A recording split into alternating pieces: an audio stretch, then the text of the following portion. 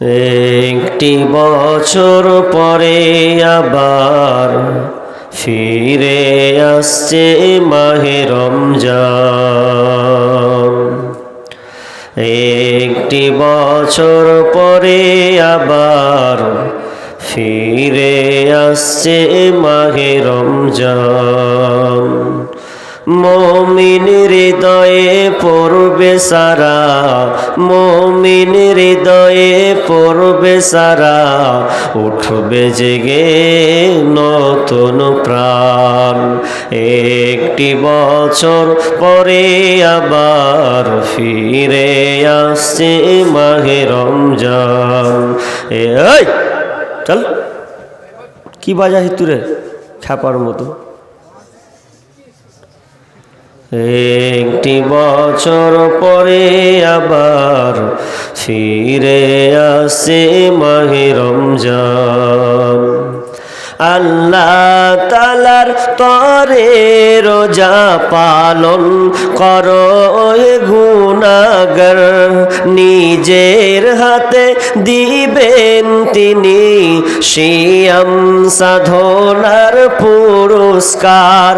আল্লাহ তাআলার তরে রোজা পালন করো হে গুনাহগার, নিজের হাতে দিবেন তিনি সিয়াম সাধনার পুরস্কার।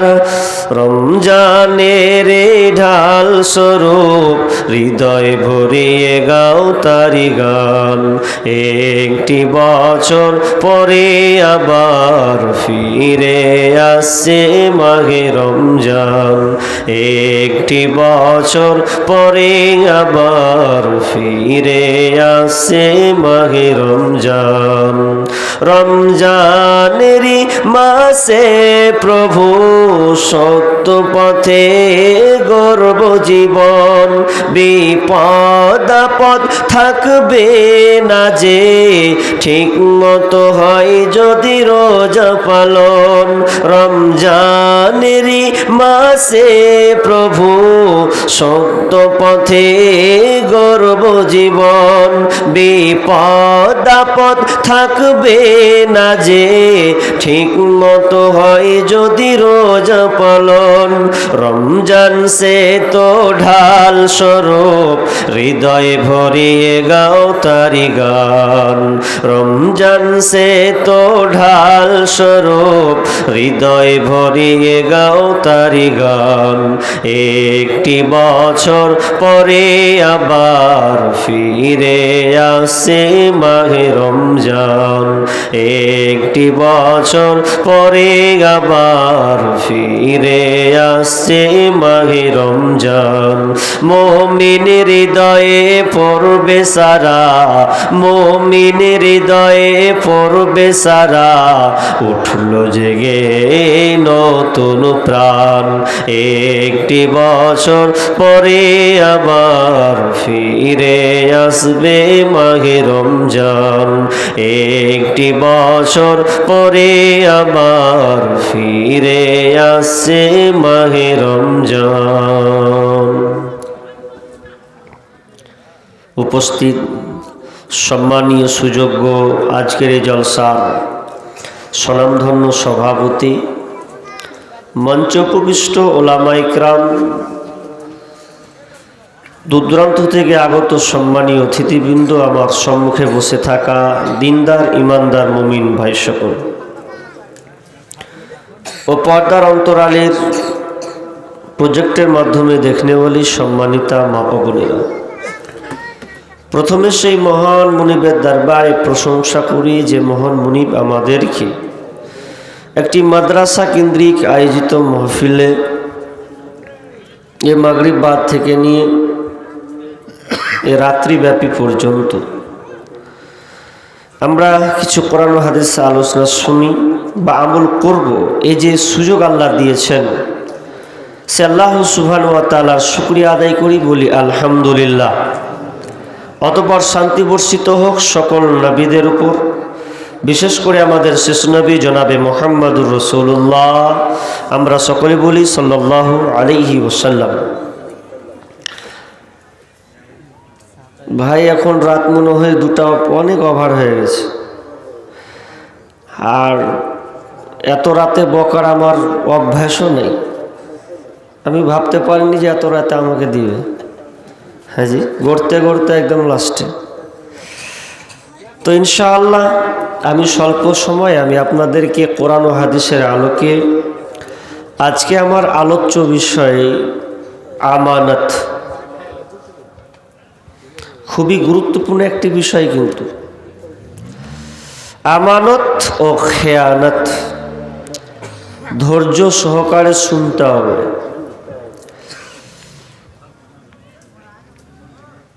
আমরা মানুষ, আল্লাহ তাআলা আমাদেরকে বানিয়েছেন, কিছু দায়িত্ব দিয়েছেন।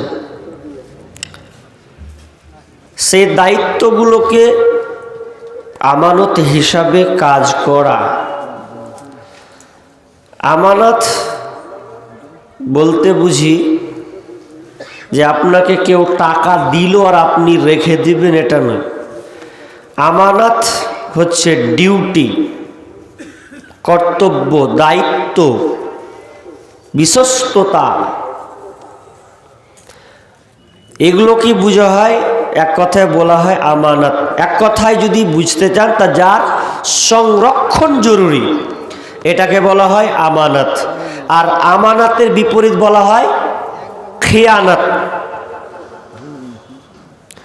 তো আমানত গচ্ছিত রাখা, খেয়ানত বিশ্বাসঘাতকতা করা। তো আমানত এত গুরুত্বপূর্ণ। আজকে আপনি সমাজে দেখেন, আজকে পরিবেশটা দেখেন, কারো উপরে বিশ্বাস করা যায় না। কেন? আমানত নেই বলে। যদি আমানত থাকতো তাহলে আমরা শান্তিতে থাকতে পারতাম। আজকে বর্তমানে নামাজি পাওয়া যায়, কিন্তু নামাজি, আমানতদার নামাজি পাওয়া যায় না। টুপিওয়ালা, দাড়িওয়ালার অভাব নাই, কিন্তু আমানতদার দাড়িওয়ালা লোক নাই। আমানত সব কিছুতেও অভাব লুকিয়ে আছে। একটা লোক 5 ওয়াক্ত নামাজ পড়ে, মাথায় টুপি দেয়, দাড়ি নিয়ে আছে, এরপর এবার আপনি বলেন তো, আমি যদি মনে করি ওই লোকটাকে আমি 5,000 টাকা দিব, 2 দিন 4 দিন পর চেয়ে নিব, 1 সপ্তাহ পর চেয়ে নিব, এরপর আপনি টাউট নিচ্ছেন, মনে মনে নিচ্ছেন যে টাকা দিবে তো? আরে লোকটা নামাজ পড়ে, এরপরেও আপনি সন্দেহ করছেন ও টাকা দিবে তো? তার মানে যে নামাজ পড়ে তাকেও আপনি 100% বিশ্বাস করতে পারছেন না যে ওর কাছ থেকে আমার পাওনাটা পাবো কিনা। তার মানে আমানতদার অভাব। পৃথিবীতে প্রকৃত মুসলিম কই? আরে মুসলিম গন্তিত তো নাই। এতক্ষণ আগে আলোচনা শুনলেন, গুরুত্বপূর্ণ আলোচনা, কিন্তু বাস্তবে দেখেন তো আমাদের পাশাপাশি ভাই ভাই তো সম্পর্ক নেই। একটা বাড়ি আর একটা বাড়ির সঙ্গে সম্পর্ক নেই। তাহলে আমানত যতক্ষণ রক্ষা না করবেন, আজকে সমাজে ছিনতাই কেন, মারামারি কেন, বিশ্বাস হচ্ছে না কেন, এত দলাদলি হচ্ছে না কেন? প্রত্যেকটা ক্ষেত্রে, সে মাস্টার হোক, ডাক্তার হোক, ইঞ্জিনিয়ার হোক, আলেম হোক, সকলের ক্ষেত্রে আমানত যে আছে এটা আমাদেরকে রাখতে হবে। আমরা এগুলোকে রাখতে পারছি না। এবার আমরা আয়াতের দিকে যাব। আমানত কত গুরুত্বপূর্ণ জিনিস। আল্লাহ সুবহানাহু ওয়া তাআলা বলছেন, বিসমিল্লাহির রহমানির রহিম, ইন্নাল্লাহা ইয়া'মুরুকুম আন তু'আদ্দুল আমানাতি ইলা আহলিহা। আল্লাহ সুবহানাহু ওয়া তাআলা আদেশ করছেন, ইন্নাল্লাহা ইয়া'মুরুকুম, নিশ্চয় আল্লাহ তাআলা আমাদেরকে আদেশ করছেন যে তোমাদের কাছে আমানত যা আছে হকদারের কাছে তোমরা পৌঁছে দাও। তার মানে আল্লাহ বলছেন, কেউ যদি তোমাকে আমানত দেয়, ওই আমানত তুমি হকদারের কাছে সঠিক সময়ে পৌঁছে দেবে। এরপরে আল্লাহ সুবহানাহু ওয়া তাআলা বলেন, ইয়া আইয়ুহাল্লাযীনা আমানু লা তাখুনুল্লাহা ওয়ার রাসূলা ওয়া তাখুনু আমানাতিকুম ওয়া আনতুম তা'লামুন। আল্লাহ সুবহানাহু ওয়া তাআলা বলছেন, ইয়া আইয়ুহাল্লাযীনা আমানু, হে ঈমানদারেরা, লা তাখুনুল্লাহা ওয়ার রাসূলা, তোমরা আল্লাহ এবং রাসূলের খেয়ানতি করবে না। আল্লাহ এবং রাসূলের খেয়ানতি করবে না। লা তাখুনুল্লাহা ওয়ার রাসূলা, তোমরা আল্লাহ এবং রাসূলের খেয়ানতি করবে না। তার মানে আল্লাহ এবং রাসূল যা তোমাদেরকে দিয়েছেন, এক কথায় কোরআনে যা আল্লাহ বিধিবিধান দিয়েছেন, এই কোরআনকে তোমাকে মানতে হবে। কোরআনে যত কিছু আইন তোমাকে দেওয়া হয়েছে, এগুলো তোমাকে বাস্তবায়ন করতে হবে। এবং রাসূল তোমাদেরকে যা আদেশ করেছেন, ওয়ামা আতাকুমুর রাসূলু ফাখুযুহু ওয়ামা নাহাকুম আনহু ফান্তাহু, আল্লাহ রাসূল বিশ্বনবী তোমাদেরকে যা আদেশ করে ওটাকে তোমরা গ্রহণ করে নাও, আর যা তোমাদেরকে নিষেধ করে ওটা তোমরা বর্জন করো। তার মানে এক কথায় বলতে চাচ্ছি যে আল্লাহ এবং রাসূলের খেয়ানত করা মানে কোরআন হাদিসকে যদি আপনি ঠিকভাবে ফলো না করেন, তাহলে এটার নাম হচ্ছে খেয়ানত। যদি কোরআন হাদিস না মানি জীবনে, কি হবে গো মরার পরে? যদি কোরআন হাদিস না মানি জীবনে, কি হবে গো মৃত্যুর পরে? কবরের মাঝে কি দিব জবাব, মুনকির নাকিরের তরে, কি হবে গো মরার পরে? তার মানে এক কথায় আল্লাহ এবং রাসূলের যেগুলো আইন আদেশ নিষেধ আছে, ওগুলোকে আপনাকে মেনে চলতে হবে। ওয়া তাখুনু আমানাতিকুম, এবং তোমাদের নিজেদের মধ্যে যে আমানতগুলো আছে, ওই আমানতগুলোকে তোমরা রক্ষা করবে। ওয়া আনতুম তা'লামুন, এই ব্যাপারে তোমরা ভালো জানো। এক কথায় বুঝালেন, যেগুলো আইন মানতে হবে, নিষেধ ছাড়তে হবে, রাসূলের যেগুলো দাওয়া মানতে হবে, যেগুলো নিষেধ ওগুলোকে ছেড়ে দিতে হবে, বাস্তবায়ন করতে হবে। এগুলা হচ্ছে আমাদের আমানত। নিজের খেয়াল খুশি আপনি এটা মানবেন আর ওটা মানবেন না, এটা ভালো লাগলো মানবো, এটা ভালো লাগলো না মানবো না, এটা কিন্তু নয়। আপনাকে পঙ্খানুরূপে মেনে চলতে হবে। এই প্রথম আয়াতটার ব্যাখ্যা বিশ্লেষণ করতে গিয়ে দ্বিতীয় কথাটা একটু বলছি, একটু গুরুত্ব দেন। এরপরে আল্লাহ বলছেন, ওয়ালামু আন্নামা, এটাও তোমরা জেনে নাও, আমওয়ালুকুম ওয়া আওলাদুকুম ফিতনা, তোমাদের ধন সম্পদ এবং ছেলে সন্তান এরা হচ্ছে তোমাদের জন্য পরীক্ষা। আল্লাহ তাআলা আমানতের চ্যাপ্টার আলোচনা করতে করতে আবার মালের দিকে ইঙ্গিত করলেন, আবার সন্তান ছেলে মেয়ের দিকে ইঙ্গিত করে দিলেন। বলছে এটা তোমাদের জন্য পরীক্ষা করার জন্য এই তোমাদের সন্তান এবং তোমাদের ধন সম্পদ এই পরীক্ষা করার জন্য আমি দিলাম। তার মানে এখানে ইঙ্গিত করা হচ্ছে এটাই যে আল্লাহ তাআলা তোমাদেরকে এগুলো দিয়েছে আমানত হিসাবে। আমানত ঠিক মতন বহাল রাখো, আর আমি তোমাদেরকে এটা পরীক্ষা করার জন্য দিলাম। কেমন? একটা হচ্ছে ধন সম্পদ, আর একটা হচ্ছে সন্তান, ছেলে মেয়ে, এগুলো হচ্ছে তোমাদের জন্য পরীক্ষা। পরীক্ষা কেন শুনেলেন? পরীক্ষা কেন আল্লাহ তাআলা তোমার সন্তানকে দিয়েছে? তুমি মনে করো না সন্তানকে পেলাম, সন্তান পেয়েছি মানে নিজেকে আত্মহারা হতে হবে, না না। আল্লাহ বলছেন তোমার সন্তান সন্ততিকে যা আমি দিয়েছি এগুলো পরীক্ষা করার জন্য আমি দিলাম। দিয়ে আমার আল্লাহ বলছেন, এই গার্জিয়ানরা তোমরা ভালো করে কান লাগাও, ইয়া আইয়ুহাল্লাযীনা আমানু, হে ইমানদারেরা, ইন্না মিন আজওয়াজিকুম ওয়া আওলাদিকুম আদুওয়াল্লাকুম ফাহজারুহুম। আল্লাহ সুবহানাহু ওয়া তাআলা বলছেন, ইন্না মিন আজওয়াজিকুম, তোমাদের এই বিবিগুলা, ওয়া আওলাদুকুম, তোমাদের সন্তান সন্ততি, এগুলো হচ্ছে তোমাদের দুশমন, আদুওয়াল্লাকুম, তোমাদের দুশমন হবে, তোমাদের সন্তানেরা তোমাদের দুশমন হবে। ফাহজারুহুম, অতএব তোমরা সন্তানদের কাছ থেকে, এগুলোর কাছ থেকে তোমরা সতর্ক অবলম্বন করো। কেন তোমরা সতর্ক অবলম্বন করবেন? এরা তোমাদের দুশমন হবে। বাপজি, এবার আপনি ভাবেন, আপনার সন্তান আপনার দুশমন হবে, এই সন্তানেরা আপনার বিপক্ষে চলে যাবে, শত্রু হবে। কেমন শত্রু হবে?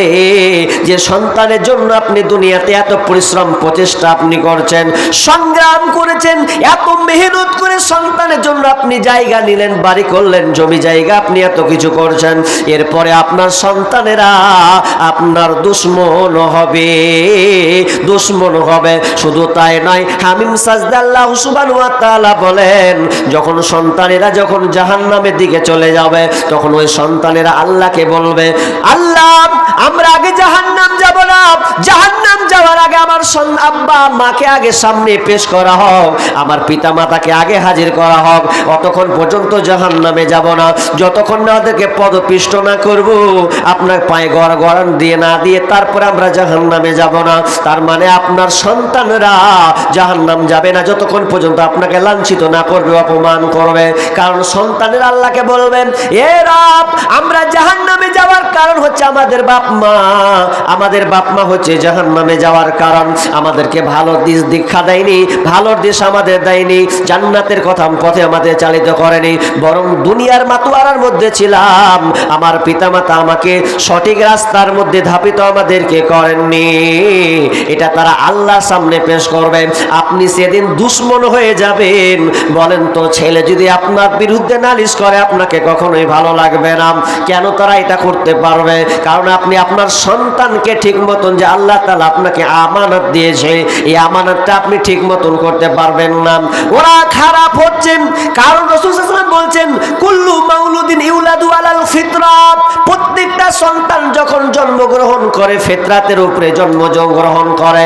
কারণ এইটা ছেলের সন্তানগুলো খারাপ কেন হয়? বিষ্ণু বলছেন, ফা আবাওয়াহু, তার পিতামাতা চেষ্টা করে, তার পিতামাতা যে ধরনের হয়, আইহাব্বিদানিহি, যদি তার পিতামাতা ইহুদি হয় তাহলে সন্তানকে ইহুদি রূপে গঠিত করে, আও ইউনাসসিরানিহি, যদি সেই পিতামাতা খ্রিস্টান হয় সন্তানকে খ্রিস্টানের দিকে ধাপিত করে, আও ইউমাজ্জিসানিহি, যদি পিতামাতা অগ্নি পূজারী হয় সন্তানকে অগ্নি পূজার দিকে ধাপিত করে। তার মানে সন্তানরা খারাপ হয় বাপ মায়ের কারণে। আর যখন ওই সন্তানরা জাহান্নামে চলে যাবে তখন আপনাকে লাঞ্ছিত করে তারপরে আপনাকে জাহান্নামে নিয়ে যাবে। এই জন্য আল্লাহ সুবহানাহু ওয়া তাআলা বলছেন, ইয়া আইয়ুহাল্লাযীনা আমানু, হে ঈমানদারেরা, কু আনফুসাকুম ওয়া আহলিকুম নারা, তুমি আগে নিজে বাঁচো, তারপরে তোমার তোমার সন্তান, তোমার আওলাদকে, তোমার পরিবারকে তুমি জাহান্নামের আগুন থেকে বাঁচাও। ওয়াকুদুহান নাসু ওয়াল হিজারা, কারণ এই জাহান্নামের ইন্ধন লকড়ি হবে মানুষ এবং পাথর। একটু মিডিলে ঢুকেছি যখন, একটু বুঝে নেন কি বলতে চাচ্ছি। আপনার সন্তান হচ্ছে আপনার জন্য, আল্লাহ আপনাকে আমানত দিয়েছেন। তার মানে আপনার সন্তানকে আপনি ভালোভাবে চালিত করবেন, ডান দিকে বাম দিকে নাই। ডান দিকে বাম দিকে যাবেন তো আপনি দায়ী হবেন। সাবধান সাবধান, এটা আমানত দিয়েছেন আপনাকে, আপনি বুঝেননি তো। তাহলে আপনাকে একটা হাদিস বলি, রাত গভীর তো, বাইনটা কোন দিকে ঘুরছে আল্লাহ জানে। দেখেন, সন্তান হচ্ছে আমানত, একটা হাদিস বলে দিই তার আগে ভিতরে কি। আবু তালহা তার স্ত্রীর নাম হচ্ছে উম্মে সুলাইম বিনতে মালহান। উম্মে সুলাইম বিনতে মালহান। তো আবু তালহা বিদেশে আছেন, সফরে গেছেন, অনেক দিন বাইরে আছেন। তো একদিন আল্লাহর পরীক্ষা কত বড় দেখেন, আপনাকে আমানত শিখাচ্ছি। আমানত কি? আমানত। তো উম্মে সুলাইম বিনতে মালহান জানতে পারলেন যে আজকে আমার স্বামী বাড়িতে আসবে। নামটা অনেক জায়গায় অনেক রকম আছে, কোনো জায়গায় বিবি রোমাইসা, বিবি গুমাইসা, উম্মে সুলাইম বিনতে মালহান। তো তিনি দেখছেন যে এই সকালে আমার বেটা মারা গেল, আর এদিকে আমার স্বামী আসবে। তো উম্মে সোলাইম বলছে যে বাড়ির লোক, আমার স্বামী আসবে, তোমরা কেউ আমার বেটার মরার খবর জানাবে না। আমার স্বামী আসবে, আমি নিজের মুখে আমার স্বামীকে বলবো। কেউ সবাই নীরব। অনেক দিন হতে হতে হঠাৎ করে রাত গভীর হয়ে গেল। এমন সময় আবু তালহা যখন বাড়িতে প্রবেশ করছেন, বাড়িতে প্রবেশ করার সময় তিনি দুয়ার খুললেন। ভালো করে তিনি রেডি হয়ে গেছেন, বিছানাকে খুব সুন্দর করে দিয়েছেন। বিছানাকে সুন্দর করে দিয়ে তিনি খাবারগুলোকে রেডি করে রেখেছেন, আর নিজেকে সুন্দর করে সেজে গুজেছেন। এই জন্য যে স্বামী অনেক দিন পর বাড়িতে আসবে, তাহলে তো আমাকে সুন্দর করে পরিপাটি হতে হবে। কারণ আমাকে যদি খারাপ অবস্থায় দেখে, তাহলে তো স্বামীর একটা মনে ধাক্কা লাগতে পারে। এই জন্য আমি কি করলাম, সুন্দর করে পরিপাটি হয়ে গেলাম। এবার বিছানাকে সুন্দর করে পেতে দিলাম, খাবারকে তার সামনে পরিবেশন করলাম। এবার আমি স্বামীকে তৃপ্তি সহকারে আমি খাওয়ালাম। এটা কথা বলি মা বোন, আপনারা আছেন না গেছেন আল্লাহ জানে। এটা হচ্ছে যে স্বামী যদি বাইরে থাকে, তো বাইরে থাকতে গেলে আপনাকে করতে হবে কি, যে আপনার স্বামী বিদেশে আছে, 1 মাস 2 মাস খাটলো, কেরালা গেল, চেন্নাই গেল, মুম্বাই গেল, কলকাতা গেল, আর যেখানেই যাক, বাড়ি যখন আসবে তখন আপনাকে কি করতে হবে, সুন্দর করে সেজে নিতে হবে। তা আমাদের মা বোন গেলা, হায় আল্লাহ পুরা কপাল, সাজে জি সাজে না।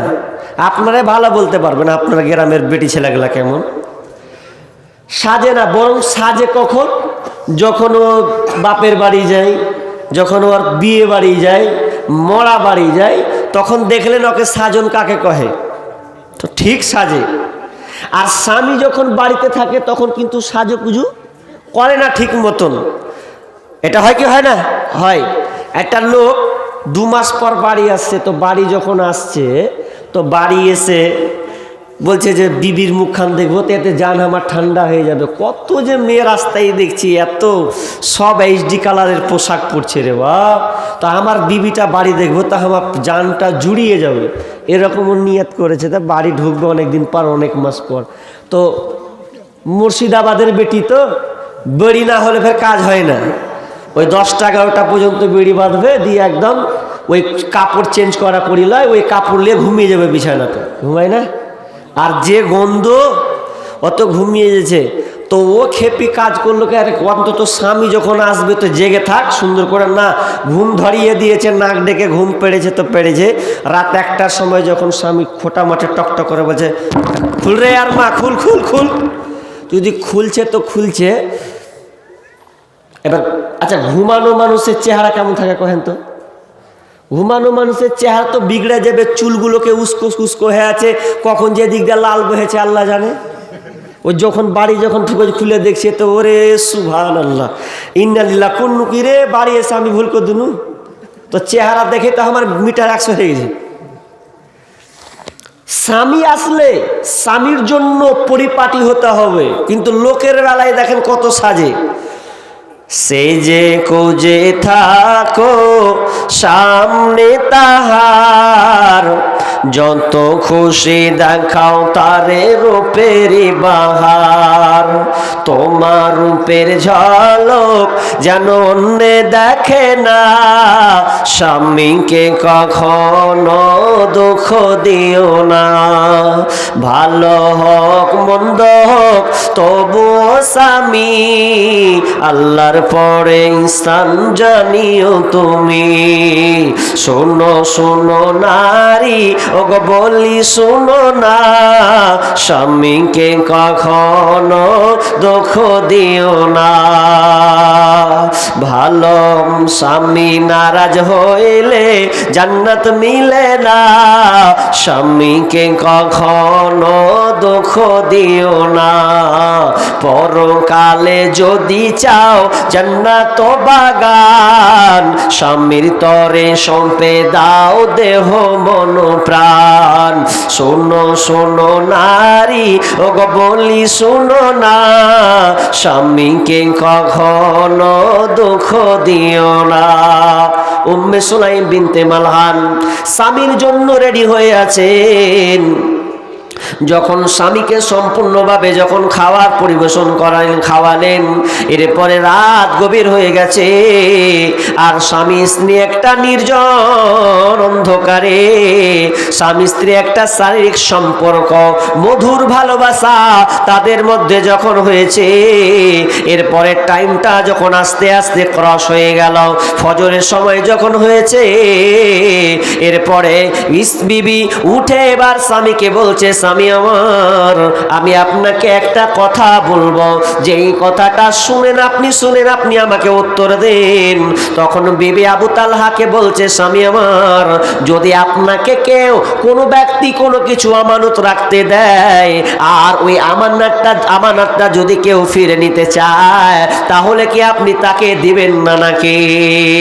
তখন স্বামী আবু তালহা বলছেন, বিবি রে, অবশ্যই কেউ যদি আমাকে আমানত রাখতে দেয়, আর ওই আমানতটা যার পাওনাদার, আমি তাকে রিটার্ন দিয়ে দেব, চাইলে আমি তাকে দিয়ে দেব। এবার উম্মে সুলাইম বিনতে মালহান বলছেন, স্বামী আমার, তাহলে আপনি শুনলেন, আল্লাহ সুবহানাহু ওয়া তাআলা আমাদের এই ছোট পরিবারে আমাদেরকে যে একটা সন্তান দিয়েছিলেন, ওই সন্তানটা আল্লাহ সুবহানাহু ওয়া তাআলা নিয়েছেন, তিনি আমাদেরকে আমানত হিসাবে দিয়েছেন, আবার সেই আল্লাহতে আমানত ফিরিয়ে নিয়েছেন। যেমনই এই কথা বলা, আনাস বলছে যে আমার পিতার দিকে যখন তাকালাম, চোখকে লাল করে দিয়েছে একটা ধমক। কি বললি? চোখকে এরকম বড় লাল করে দিয়েছে। আমি দেখছি আব্বার রাগ প্রচুর লাল হয়ে গেল, বুঝে সবচেয়ে পারলে আবার না পাক অবস্থায় তুমি আমার ছেলের খবর দিলে, পারলে না তো বিবি। আচ্ছা বলেন তো, আপনারাই বলেন, কোন নারী কি পারবে, কোন মেয়ে কি পারবে, কোন মা কি পারবে যে সন্তান মারা গেলে সে আনন্দ করবে? এটা কেউ দেখেন, গভীরে কথাটাকে নেন, কোনো মা পারবে না সন্তান মরবে আর স্বামীর সঙ্গে স্বামীকে খুশি করার জন্য এত কিছু তার পরিপাটি করা, এটা কেউ সহ্য করতে পারবে না, কেউ পারবে না। কিন্তু স্বামীকে যে খুশি করতে হবে, স্বামীকে যে অনেক দূর থেকে এসেছে, অনেক দিন পর বাড়িতে আসতে হবে, এটাও আমার একটা খিদমত, এটা আমার কাজ করতে হবে। তাহলে আপনাকে বলতে চাচ্ছি, সন্তানটা হচ্ছে আমানত, সন্তানকে আপনাকে সঠিকভাবে পরিচালনা করতে হবে। আজকে আমরা দেখি সন্তানদেরকে ঠিক মতন পরিচালনা করেন তো? ডান দিকে না যাই না, বাম দিকে যাই, কোনো দিকে আমরা খেয়াল খুশি রাখি না। সন্তান যেদিকে যায় কোনো দিন গুরুত্ব দিই না। আর গুরুত্ব দেন না বলেই তো দেখবেন সময়ে সময়ে যখন একটা সময় চলে আসে, তো ওই বেটি আপনার মুখ পুড়িয়ে চলে যায়, আপনার মুখ পুড়িয়ে আপনার বংশকে নির্বংশ করে দেয়, করে না? করে। দেখেন যে বেটিকে আপনি শাসন করেননি, পড়ার নামে ছেড়ে দিয়েছেন, সেই মেয়ে আপনার একটা প্রেমিকের সঙ্গে সম্পর্ক করে রেখেছে। আচ্ছা আপনাদেরকে একটু মিডিলে বলে দিছি, সামনে আসবে 14ই ফেব্রুয়ারি, আসবে না? আরে আসবে কি আসবে না? আজকে তো 8 তারিখ, আর কিছুদিন পর 14ই ফেব্রুয়ারি। খালি দেখবেন পার্কগুলোতে, আনারা রাস্তার ধারে ধারে দেখবেন, ও আজ থেকে নিয়ত বেঁধে নিয়ে যাও, 14ই ফেব্রুয়ারিতে গার্লফ্রেন্ডকে ডাকবেন, প্রেমিকাকে আর ফুল দিবে, লাও ভ্যালেন্টাইন ডে, ভালোবাসা দিবস নাকি? 14ই ফেব্রুয়ারি ভালোবাসা দিবস। ভালোবাসা দিবস না নোংরা দিবস? আর ওই ভালোবাসা দিবসে আবার প্রেগনেন্ট হবে, ভালোবাসা দিবসে প্রেগনেন্ট হয়। আপনি হাসি ছলালেন আর যাইলেন, আপনি সোশ্যাল মিডিয়াগুলোতে দেখবেন খালি। আর 14 ফেব্রুয়ারি বাদ যাবে, আর 2-3 মাস পর খোঁজ নেবেন কি হাল হয়। দেখেন না জঙ্গিপুর এই উঁচু গলাতে বছরে একটা মেয়ে দেখছি বলে ও ঝাঁপ দিয়ে পড়িয়ে, কেন পড়বি? বলছে যে প্রেমিকের ছাকা খেয়েছি। পড়বি কেনা? আর নাই প্রেমিক? বলছে হবে কেনা? সব শেষ করে দিয়েছে, সব শেষ। 14ই ফেব্রুয়ারি নামে চলছে বেঈমানি, হীরার চেয়ে দামি জিনিস হারায় অনেক নারী। দুষ্ট ছেলের মিষ্টি কথায় পরে নারী ফাঁদে, সব হারিয়ে বন্টি আর বসে বসে কাঁদে। প্রেমের নামে চলছে এখন অশ্লীলতার ছোঁয়া, কতক মনে নারী সম্মান পান্তা ভাতার মোয়া। নারী তুমি সম্মানিতা, সব ঘরেরই আলো, লাগলে ছোঁয়া পঙ্কিলতার জীবন হবে কালো। আজকে ছেলেমেয়েরা বেলাইন যাওয়ার পিতা মাতায়ের জন্য দায়ী। আপনার মেয়ে যে 10টার সময় বের হয়, কখন ফিরে? আপনার মেয়ে টিউশন যায় কটার সময় ফিরে?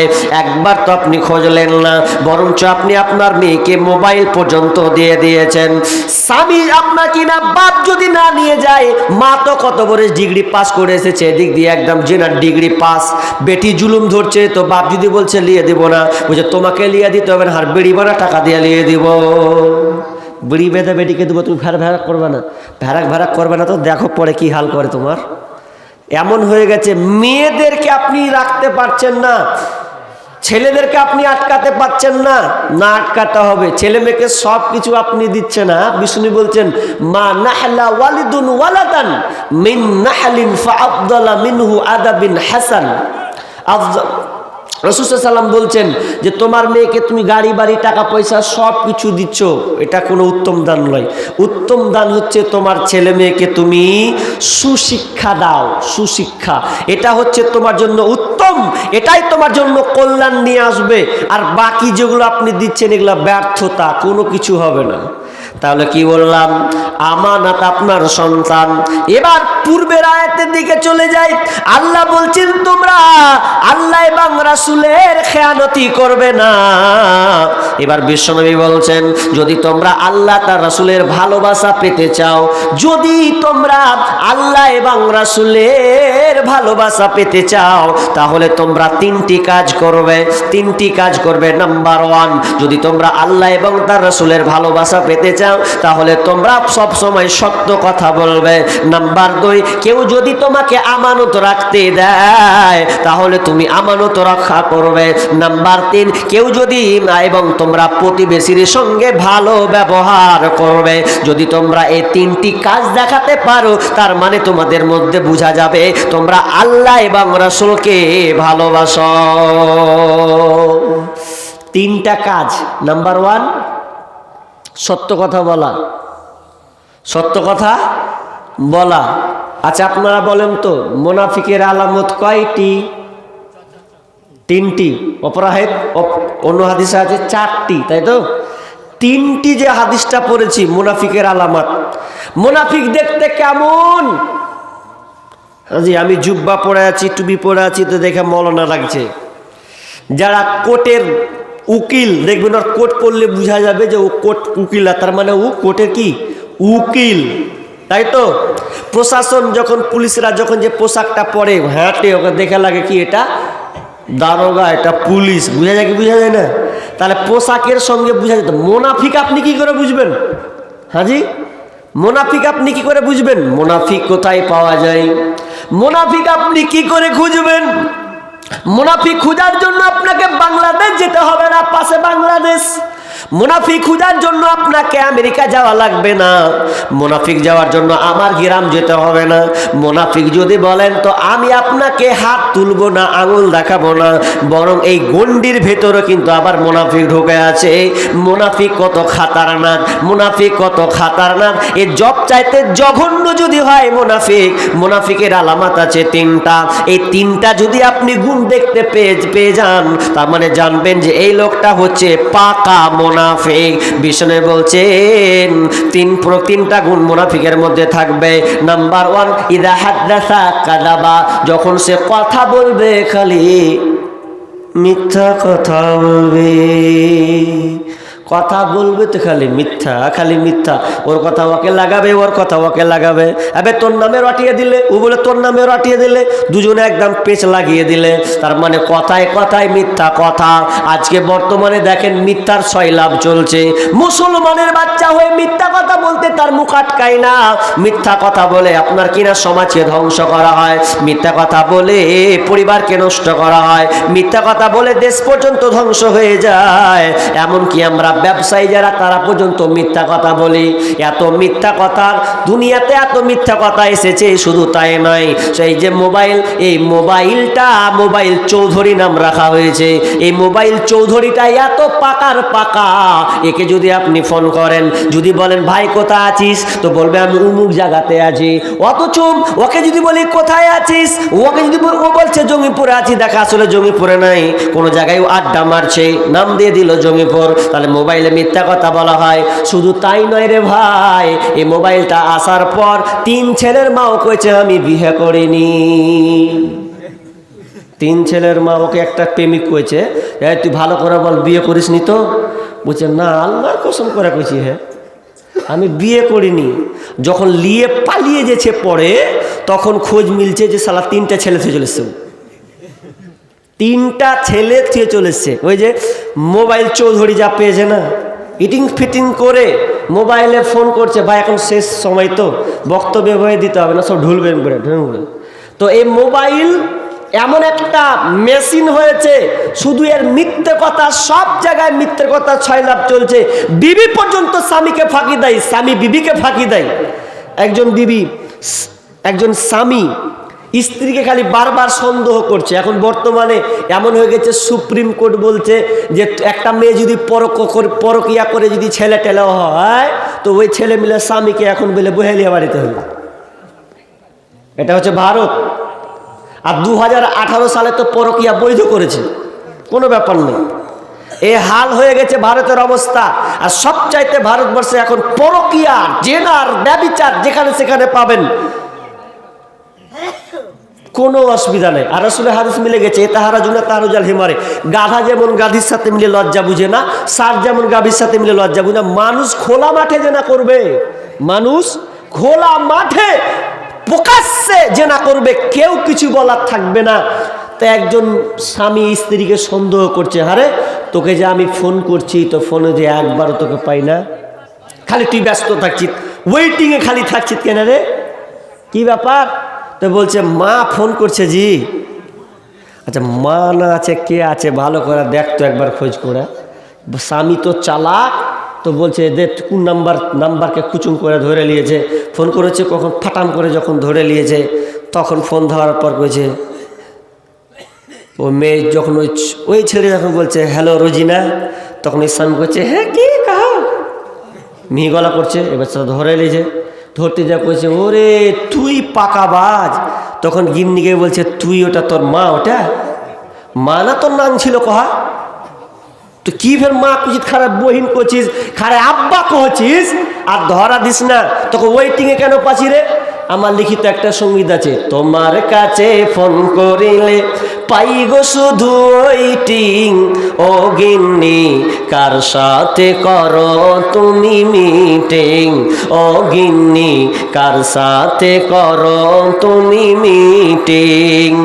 তোমার কাছে ফোন করিলে বলে আপা ফোন করেছে, তোমায় আমি জিজ্ঞাসা করলে বলো বোন আমার ফোন করেছে। একবার কও বাবার কথা, একবার কয় মায়ের কথা, একবার কয় ভাইয়ের কথা, একবার কয় বোনের কথা, এইভাবে কতদিন করবা চিটিং, ও গিন্নি কার সাথে করো তুমি মিটিং। আরে নামাজে রোজার ধার ধারে না, মোবাইলে ব্যস্ত, স্বামী তাহার ফোন করিলে কথা কয় না সে তো, স্বামী কয় প্রাণের বিবি কত ভালোবাসি আমি, স্বামী কয় প্রাণের বিবি কত ভালোবাসি আমি, তোমায় আমি ফোন করিলে পাই গো শুধু ওয়েটিং, ও গিন্নি কার সাথে করো তুমি মিটিং। তাহলে 1 নাম্বার ইদা হাদ্দাসা কাযাবা, কথায় কথায় শুধু মুখে মুখে আর মিথ্যা কথা বলবেন। বিষ্ণু বলছেন আমানাতু ফিল কালাম, কথা বলাটা হচ্ছে আমানত। কথা বলা আমানত মানে তোমাকে সত্য কথা বলতে হবে। আমানতটা কেমন? তার মানে যখন তুমি কথা বলবে সদা সর্বদা সত্য কথা বলবে। ইদা হাদ্দাসা কাযাবা ওয়া ইদা ওয়াদা খুলাফা, যখন তোমাকে কেউ ওয়াদা দিবে তখন তুমি ওয়াদা রক্ষা করবে। খবরদার ওয়াদা খেলাফ করবে না। তার মানে হচ্ছে মুনাফিকের আলামত। 1 নাম্বার মিথ্যা কথা বলবে, নাম্বার 2 ওয়াদা খেলাপ করবে।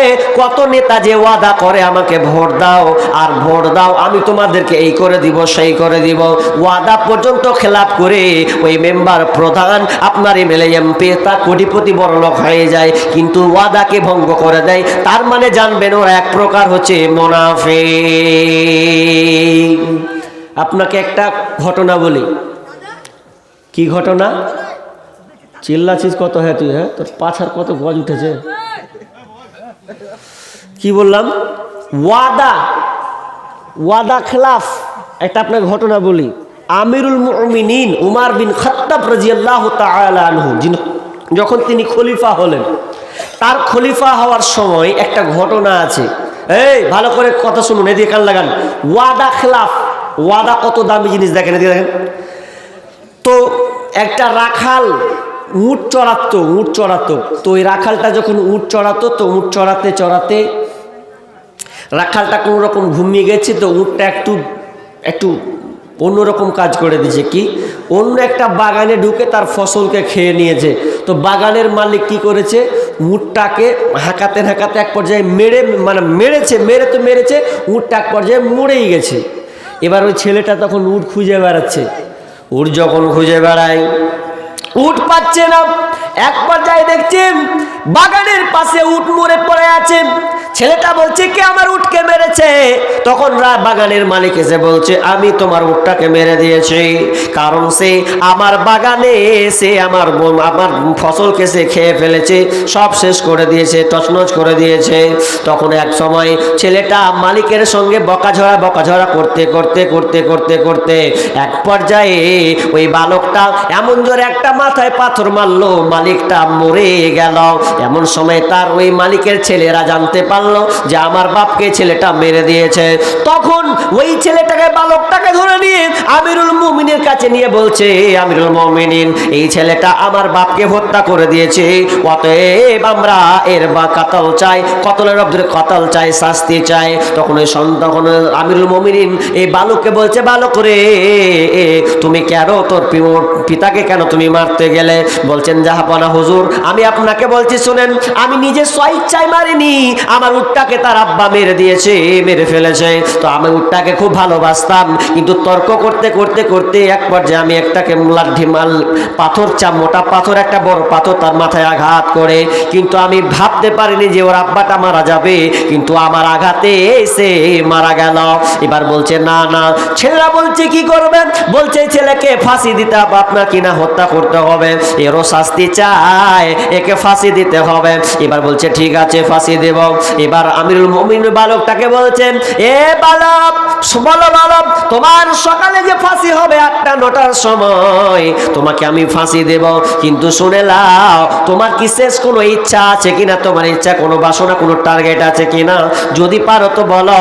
তখন বালক বলছে, আমিরুল মুমিনিন, আপনি আমাকে মেরে দেন, আমাকে হত্যা করেন, আমার শাস্তি এটা পাওয়ার যোগ্য, আমার শাস্তি এটা আমার পাওয়ার যোগ্য, এটা আমার কোনো টেনশন নাই, মরা নিয়ে আমার কোনো টেনশন নাই। তবে আমার টেনশন হচ্ছে আপনি আমাকে একটা সময় দেন, আমি বাড়িতে অনেক জিনিস রেখে এসেছি, ওয়াদা, আমাকে ওয়াদা ঠিক মতন আমাকে মানুষ আমার ওয়াদা আছে এটাই যে আমি আমার আমানত আমাকে দিয়েছে মানুষ, অনেক লোক আমার কাছে আমানত পায়, আমার ভাইদেরকে কিছু আমানত আমি বুঝিয়ে দিয়ে চলে আসবো, এই আমানতটা বুঝিয়ে দিয়ে আসলে আমি আবার আপনার কাছে এসে হাজির হয়ে যাব।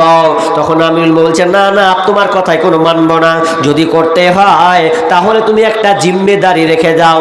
এবার কেউ জিম্মেদারি হতে চাইছে না, সবাই পিছে সরে যাচ্ছে। এমন সময় আবু জার গিফারি রাদিয়াল্লাহু তাআলা আনহু আবার সামনে এসে বলছেন, আমিরুল মুমিনিন, আমি এই বালকটার, এই ছেলেটার আমি জিম্মেদারি হয়ে গেলাম। আমিরুল মুমিনিন বলছেন, আবু জার, সাবধান হও, দেখো এটা খুব মারাত্মক জিনিস, তুমি যদি এর জিম্মেদারি হও আর ছেলেটা যদি রিটার্ন না আসে তাহলে তো তোমাকে এই শাস্তি ভোগ করতে হবে। বলছে, অসুবিধা নাই, আমি এই ছেলেটার জিম্মেদারি হলাম। এবার ওই ছেলেটা যখন বাড়ি রওনা দিল, বাড়ি রওনা দেওয়ার পর আপনার কি নাম রাতের মধ্যে আসার কথা কিংবা তারপর দিন আসার কথা, কিন্তু ছেলেটা কিন্তু আসছে না। সবাই আশ্চর্য, আহারে আবু জার, কেন তুমি জিম্মেদার হতে গেলে? তুমি তো ফেঁসে গেলে, তোমাকে তো এখন ফাঁসিতে ঝোলা হবে। এই বলে সবাই এক অপরকে আলোচনা করছে। এ করতে করতে করতে করতে এক পর্যায়ে ওই বালক তারপর দিন সকালে একদম দ্রুত ঘোড়া নিয়ে ছুটে চলে আসছেন আর বলছেন, আমিরুল মুমিনিন, আমি হাজির হয়ে গেছি। আমিরুল মুমিন দেখে তো অবাক। বালকটাকে জিজ্ঞাসা করছে, বালক বলো তো তুমি কেন আসলে বলো? তুমি তো জিম্মেদার রেখে দিলে, তুমি তো নাও আসতে পারতে। তুমি যদি না আসতে তাহলে তুমি বেঁচে যেতে। তখন ওই বালক বলছেন আমিরুল মুমিনিন, আমি একজন মুসলমান, আর মুসলমান হয়ে আমি একটা ওয়াদা দিয়েছি, আর এই ওয়াদাটাকে আমি ভঙ্গ করতে পারি না। আমি ঠিক টাইমে ওয়াদা দিয়েছি, ওতে আমার ওয়াদাকে আমি ভঙ্গ করতে পারি না। যদি আমি আবার চলে যাই তাহলে জানবে মুসলমানেরা ওয়াদা রাখতে জানে না, ওয়াদা করে ভঙ্গ করে দেয়। এই জন্য আমি মরাকে ভয় পাই না। তবে যদি আমি বেঈমান হয়ে, আমি মুনাফিক হয়ে যদি মারা যাই, তাহলে তো আমাকে আল্লাহকে জবাবদিহি করতে হবে। ওতে আমি চাই না আমি মরে যাই, আমার শাস্তি হোক, এটাই ভালো, কিন্তু আমি ওয়াদা ভঙ্গ করতে পারি না। এবার আমিরুল মুমিনিন আবু জারকে বলছে, আবু জার, তুমি কেন দায়িত্ব জিম্মেদারি কেন হতে গেলেন? আবু জার বলছেন না আমিরুল মুমিনিন, আমি কেন হতে গেলাম শুনে লাও। কেউ তো রাজি হচ্ছে না। যদি আমি এই ছেলেটার জিম্মেদারি না পাওয়া যেত, তাহলে তো মুসলমানেরা বলবে, তাহলে তো বেধর্মীরা বলতে পারে এই মুসলমানেরা একজন ভাইকে সাহায্য করে না, তার জিম্মেদার কেউ হচ্ছে না, ভাইটা বিপদে পড়েছে এর জন্য কেউ তার পাশে দাঁড়ালো না, তাহলে এটা তো প্রচার হয়ে যাবে। এই জন্য আমি চাই না, এটা মুসলমানের বদনাম হবে, এটা আমি চাই না। এবার তারা 3 নম্বরে শেষে যখন ছেলেটাকে যখন ফাঁসি দেওয়া হচ্ছে, এমন সময় ওই আপনার গার্জেন মালিকওয়ালা 2টি ছেলে এবার আমিরুল মুমিনকে বলছে, জাহাপানা আমিরুল মুমিনিন, আপনি এক কাজ করেন, না আমি এদেরকে ক্ষমা করে দিলাম, আপনি আর এদেরকে, এই ছেলেটাকে আর ফাঁসি দিয়েন না। কারণ এই জন্য বলছে, কেন? বলছে ছেলেটা তো নিজে থেকে আমার বাপকে হত্যা করেনি, নিজে থেকে কাতাল করেনি, মারেনি, সে তো নিজে স্বীকার করেছে। অতএব আমি চাই, আমি যদি একটা ভাইকে ক্ষমা করতে যদি না শিখি, তাহলে বেধর্মীরা বলবে একটা মুসলমান আর এক মুসলমানকে ক্ষমা করতে জানে না, তাহলে এটা তো প্রচার হয়ে যাবে। এই জন্য আমি এই বালককে আমরা 2 ভাই ক্ষমা করে দিলাম। কেমন ওয়াদা দেখছেন? আর আমার কে ওয়াদা, পোলজা শুকিয়ে যাবে, এদিক থেকে ওদিকে হয়ে যাবে। উল্টা প্রেমিকার ওয়াদা ফের ঠিক আছে, ওদিকে ওয়াদা আর ঠিক আছে, সব ঠিক আছে, খালি লাইনের ওয়াদা ঠিক নাই। 2 নাম্বার গেল। নাম্বার 3 আমানত। 3 নাম্বার হচ্ছে আমানতের খেয়ানতি করা। কি করা? আমানতের খেয়ানত। আজকে বর্তমানে আমানতের খেয়ানতের 6 ধাপ। সর্দারটা আমানতের খেয়ানত, মরল আমানতের খেয়ানত, ডাক্তার আমানতের খেয়ানত, যারাই দায়িত্ব আছে আমানতের খেয়ানত করছে। মরল সর্দার এখন নেই, সব পালিয়ে গেছে মনে হয়। ওদের ব্যাপারে 2টা হাদিস বলবো, ভালো করে কান দেবেন। আমানত কাকে বলে, সর্দারগিরি কাকে বলে, একটা হাদিস বলবো সহিহ তারগিব থেকে। হাদিসটাকে ভালো করে নিতে হবে, তারপরে সর্দারগিরি করতে হবে। যদি সর্দার থাকো তো হাদিসটা ভালো করে শুনো। মনে করি না দায়িত্ব পেয়ে গেলাম, দায়িত্বটা খুব ভারী, দায়িত্বটাকে তোমরা সোজা ভাবিও না। দায়িত্বটা একটা বোঝা, ভারী জিনিসকে বলা হয়েছে, এর নাম দায়িত্ব। যারা দায়িত্ব নেবে, যারা সর্দার হবে, যারা মরলগিরি করবে, শুনে লাও, তোমরা সব সময় 3টা কথা মাথায় রাখবে।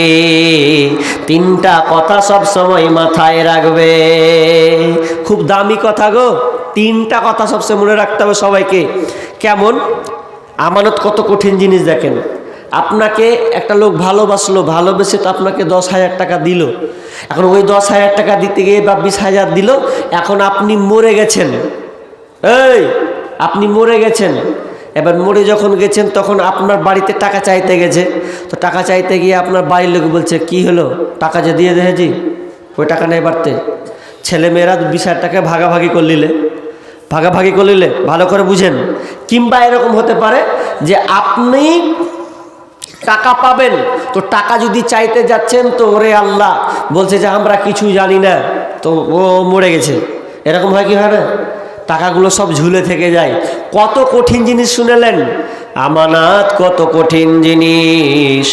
এক নাম্বার বিষ্ণু বলছেন আউয়ালুহা মালামাতুন, সানিউহা নাদামাতুন, সালিসুহা আযাবু ইয়াউমাল কিয়ামাতি ইল্লা মান আযালা। বিশ্বনবী বলছেন যারা দায়িত্বশীল হবে, যারা মরল হবে, সর্দার হবে, যারা এমএলএ হবে, মন্ত্রী হবে, মেম্বার হবে, প্রধান হবে, ভালো করে শুনে নাও তোমরা এই তিনটা জিনিস মাথায় রাখবে। নাম্বার 1 আউয়ালুহা মালামাতুন, প্রথম ধাপ তোমাদের মালামত শুরু হবে, তার মানে তোমাদেরকে তিরস্কার করবে। তিরস্কার, ভৎসনা, তিরস্কার বুঝেন?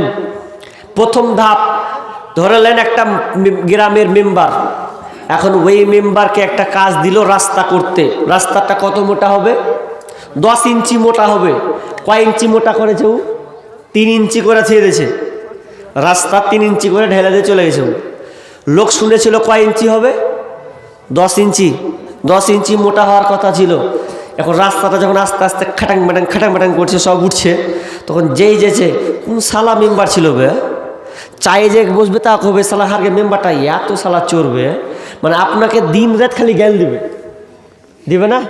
আপনি যে 12টা বাজিয়েছেন, চা খাবে তাও গাল দিবে, ঘুমাবে তাও কহবে যে সালা আমার এই মেম্বারটা এরকম। হ্যাঁ, সব সময় খালি আপনাকে লান টান শুনতে হবে, লাল টান শুনতে হবে, মালামাত শুনতে হবে।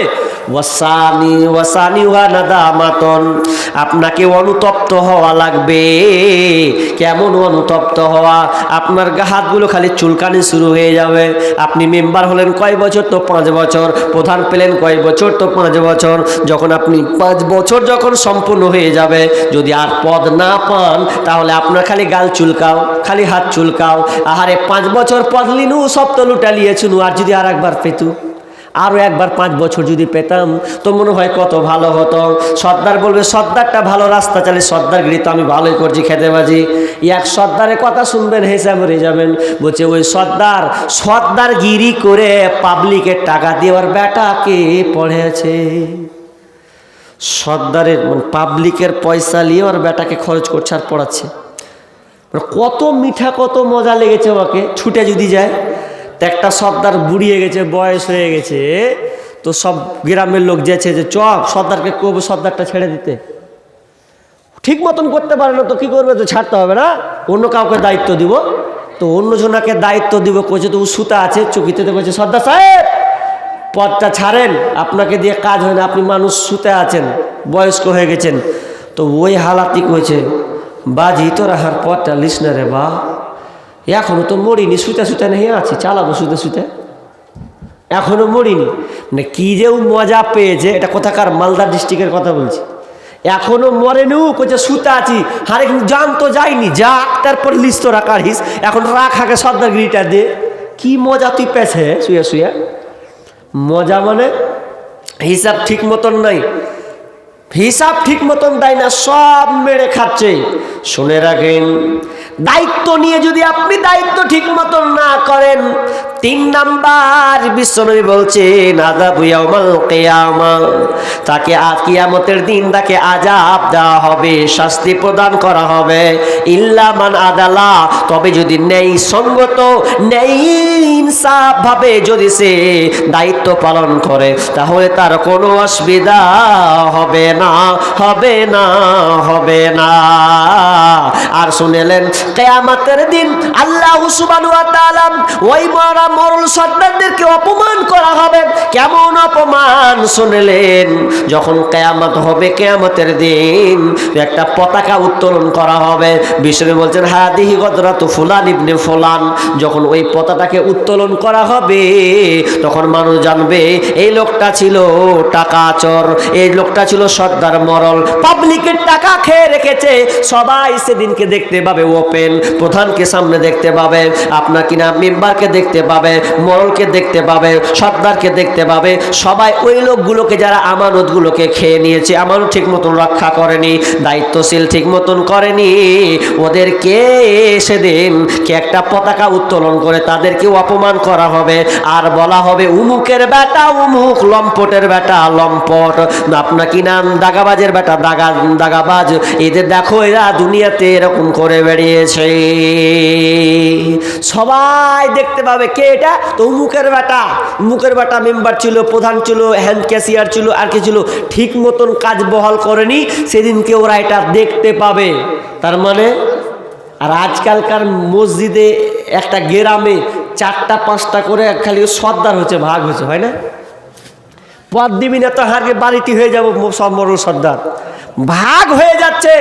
আরে পদ নিতে হয় না, পদ খুব কঠিন জিনিস। পদ যদি কেউ দেয় তো পিছিয়ে যাও, যদি জোর জবরদস্তি করে তোমাকে ভালোবেসে দেয় তাহলে নিও, নচে তুমি বাঁচার চেষ্টা করো, খুব কঠিন জিনিস। গ্রামে যদি সর্দার হওয়ার কোনো মুসিবত যদি কোনো একটা লোক পরে আর মারা যায়, বিপদে থাকে, তাহলে ওই লোকটার জন্য সর্দারকে বিচারের মাঠে জবাবদিহি করতে হবে। তুই ছিলি মোরল, কেনে হলো বল, কেনে এই লোকটাই দশা হলো, সব একটা একটা করে বুঝিয়ে দিতে হবে। কিন্তু আফসোস আজকে আমাদের কি নেচার হয়ে গেছে বলার কথা নেই। প্রথমে বলেছিলাম আল্লাহ তার রাসূলের যদি কেউ ভালোবাসা পেতে চায় 3টি কাজ করতে হবে। নাম্বার 3, প্রতিবেশীর সঙ্গে ভালো ব্যবহার করতে হবে, প্রতিবেশীর সঙ্গে ভালো ব্যবহার করতে হবে। ভালো ব্যবহার, আজকালকার দেখেন একটা বাড়ি আর একটা বাড়ির সঙ্গে কোনো লিঙ্ক নাই, কোনো সম্পর্ক নাই। এই জন্য কিন্তু শুনেলেন যারা প্রতিবেশীর সঙ্গে ভালোবাসা থাকবে না, একটা বাড়ি আর একটা বাড়ির সঙ্গে সম্পর্ক থাকবে না, শুনেলেন কি হবে? একটা প্রতিবেশীর কারণে 1000টা প্রতিবেশী যদি আপনার কিনা শান্তিতে ভোগে, বিষ্ণু বলছেন লা ইয়াদখুলুল জান্নাহ, ওরা কোনোদিন লা ইয়াদখুলুল জান্নাহ, ওরা জান্নাতে যাবে না।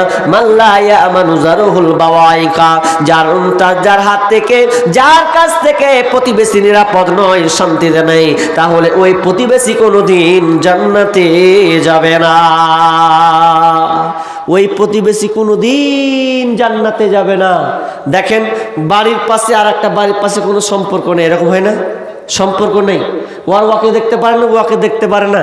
একটা লোক যদি আসছে, যদি জিজ্ঞাসা করছে হাজি জয়দুরের বাড়ি কোনটা, ধরলেন পাশের বাড়ি, তখন এখন রাগ খাট্টা হয়ে আছে, তখন কবে যাও ঘুরে ওই দিক দিয়ে যাও গাছে, জিজ্ঞেস করো পাশের বাড়ি, এখন কু হবে না, কত রাগ চেপা আছে দেখেন।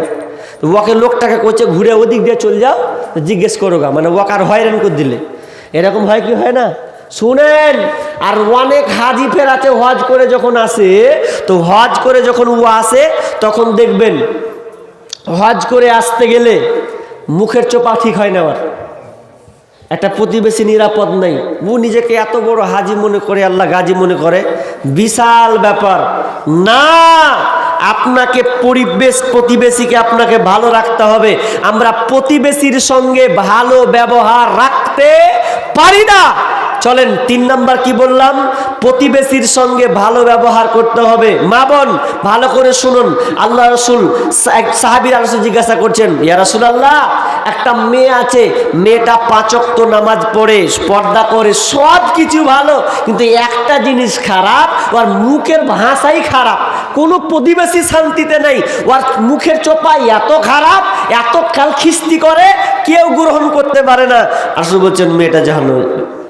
এবার বলছেন ইয়া রাসূলুল্লাহ, এমন একটা মেয়ে আছে নামাজ রোজা করে, মূল নামাজ রোজা, কিন্তু ওই মেয়েটার মতন এত আপনার পরেজগাম, আপনার কি নাম মানে নামাজ পড়ে না, এত নফল রোজা করে না, সামান্য ফরজটুকু পালন করে, আর সামান্য পর্দায় থাকে, অত কিছু ইবাদত করে না, কিন্তু মেয়েটার মুখের ভাষাটা খুব সুন্দর, এই মেয়েটার ব্যবহার এত সুন্দর যে সব প্রতিবেশী সবাই তাকে পছন্দ করে। তো বিষ্ণু বলছেন ওই মেয়েটা জান্নাতে যাবে। 3টা হলো। 3 নাম্বার কি বলেছি? 3 নাম্বার বলেছি যে আমানত কেউ যদি দেয় তাহলে আপনাকে আমানত রক্ষা করতে হবে। কিন্তু আমানত রক্ষা করছি আমরা?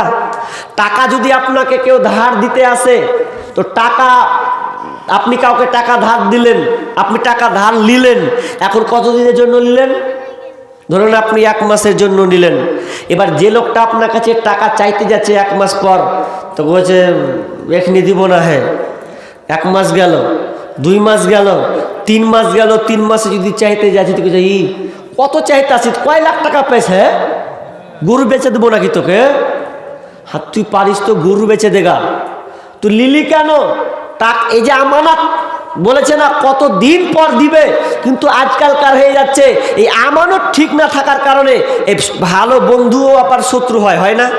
একটা আপনি ভালো বন্ধুকে টাকা দেন, টাকা দিতে যে আবার শত্রুতা শুরু হয়ে যাচ্ছে, ঠিক মতো না টাকা দেয় না, আপনাকে ঘুরিয়ে উল্টা পিটছে। এক জায়গাতে টাকা চাইতে গেছে, বুঝলেন, সোশ্যাল মিডিয়াতে, তো টাকা ঘুরিয়ে চাইতে গেছে তো ওয়াকি পিটছে, ডিস্টার্ব করতেছি, টাকা চাওয়ার সময় পেলি না, তো তুই যে 3 মাস ধরে 4 মাস ধরে টাকা দিস না, তো তোর লজ্জা লাগে না? দিবে কেন? ওই যে কিস্তি উঠে গেছে না, কিস্তি শোধ করছে, কিস্তি, আর টাকা এদিকে ধার নিয়ে কোনো শোধ নেই, এরকম হয়ে গেছে। জি না, আমানত খুবই গুরুত্বপূর্ণ জিনিস, আপনাকে আমানত রক্ষা করতে হবে। একটা ঘটনা আছে, ঘটনাটা কেমন তার আগে হাদিস বলে দিই। আমানত যদি আপনি রক্ষা না করেন, বিষ্ণু বলছেন লা ঈমানা লিমান লা আমানাতা লাহু, যার আমানতদারিতা নেই তার ঈমান নেই। যে আমানত রক্ষা করতে পারে না তার ঈমান নেই। ওয়ালা দীনা লিমান লা হাদা লাহু, আর যার যে ওয়াদা পালন করতে পারে না তার দিন নাই। তার 1 নাম্বার বিষ্ণু বলছেন যে আমানত রক্ষা করতে পারে না তার মধ্যে ঈমান নেই। দেখুন অনেক মুসলমান, আমরা নিজেকে মুসলমান দাবি করি, ঈমানদার দাবি করি, অথচ আমাদের ঈমানটা হারিয়ে ফেলেছি কোন কারণে? তো নিজেরা আমরা আমানত রক্ষা করতে পারিনি।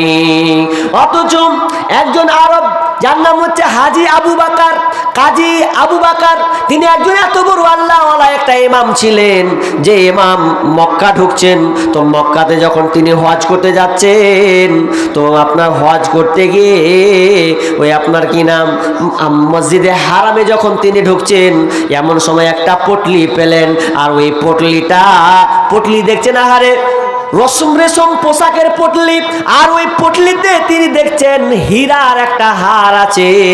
তিনি বুঝতে পারেননি, সঙ্গে সঙ্গে হাতে উঠিয়ে নিয়েছেন। তো হাতে উঠিয়ে নেওয়ার পর যখন বুঝলো যে না, এটা তো মসজিদে হারামে কোনো জিনিস উঠানো যায় না, তো আমি ভুল করে দিলাম, এমন সময় এলান হচ্ছে, কে আছো, কে আমার এই পটলিটা পেয়েছো, কেউ যদি এই পটলিটা পেয়ে থাকো তাহলে তাকে পুরস্কার প্রাইজ দেওয়া হবে। এবার সে মোহাম্মদ আপনাকে কাজী সাহেব, তখন তিনি কাজী সাহেব কি করলেন, তাড়াতাড়ি করে পটলিটা তার কাছে পৌঁছে দিলেন। পৌঁছে দেওয়ার পর তাকে জিজ্ঞাসা করছেন আপনার পটলিতে কি আছে? তো বলছে আমার হার আছে, গলার হার। তো বলছে ঠিকই তো, গলার হার নিয়ে নেন। এবার বলছেন আপনাকে আমি এটা উপহার দিচ্ছি, প্রাইজ দিচ্ছি। বলছে নিব না, আমি আপনাকে পৌঁছে দিলাম, এটাই আমার বড় পাওনা, এটা আমার বড় প্রাইজ। কোনো জিনিস যদি হারিয়ে যায় তাহলে আপনি নিতে পাবেন না, ওটা আপনাকে থুয়ে দিতে হবে। যদি আপনি পৌঁছে দিয়ে আসতে পারেন তাহলে আপনি উঠান, খবরদার পড়ে পাওয়া জিনিস নেবেন না সহজে। নিবেন তো আপনার উপরে বোঝা চেপে গেল কি, যে যেটা পেয়েছেন পৌঁছে দিয়ে আসেন। 10-20 টাকা নয়, 1000-2000 পেয়েছেন, আপনি খেতে পাবেন না, আপনাকে খুঁজে বেড়াতে হবে যে কার টাকা, আপনার দায়িত্ব চেপে গেল। তো আর অনেক মনে করছে 500 টাকা পেয়ে নেবে, চালা হোটেল চ, নাকি বিরিয়ানি যে খেয়ে নেবো। না, তোমার উপরে বোঝা চাপলো, বোঝা তুমি হাত দিয়ে উঠালে, এখন লাও, এখন তুমি পৌঁছে দিয়ে এসো, কার এলান করে বেড়াও। এটা বোঝা অত সহজ নয়, কুড়িয়ে পাওয়া জিনিস অত উঠায়েন না, সাবধান থাকবেন। তো ওই কাজী আবু বকর দিলেন, পৌঁছে দিলেন, বলছে প্রাইজ দিলেন, বলছে লিব না, এটাই আমার বড়, এটা আমার দায়িত্ব ছিল, আপনাকে দিয়ে দিলাম। এবার লোকটা বলছে ভালোই তো, হে এত গলার মানে একটা গলার হার, হীরা, দাম, অনেক দাম, তো আপনার প্রাইজ দিতে চাইছে না, পয়সা বিনিময় দিচ্ছি তো লাইনা, তো লাইনে। তো কাজী আবু বকর একদিন হজ শেষ করে এসে আবার সফর করছেন। তো সফর করতে করতে এক পর্যায়ে, আগেকার সফর হচ্ছে নদী, নৌকাতে যাওয়া, জাহাজে করে যাওয়া। তো নৌকাতে জাহাজে যেতে এক পর্যায়ে আল্লাহর কি কাম, নৌকাটা উল্টে গেল।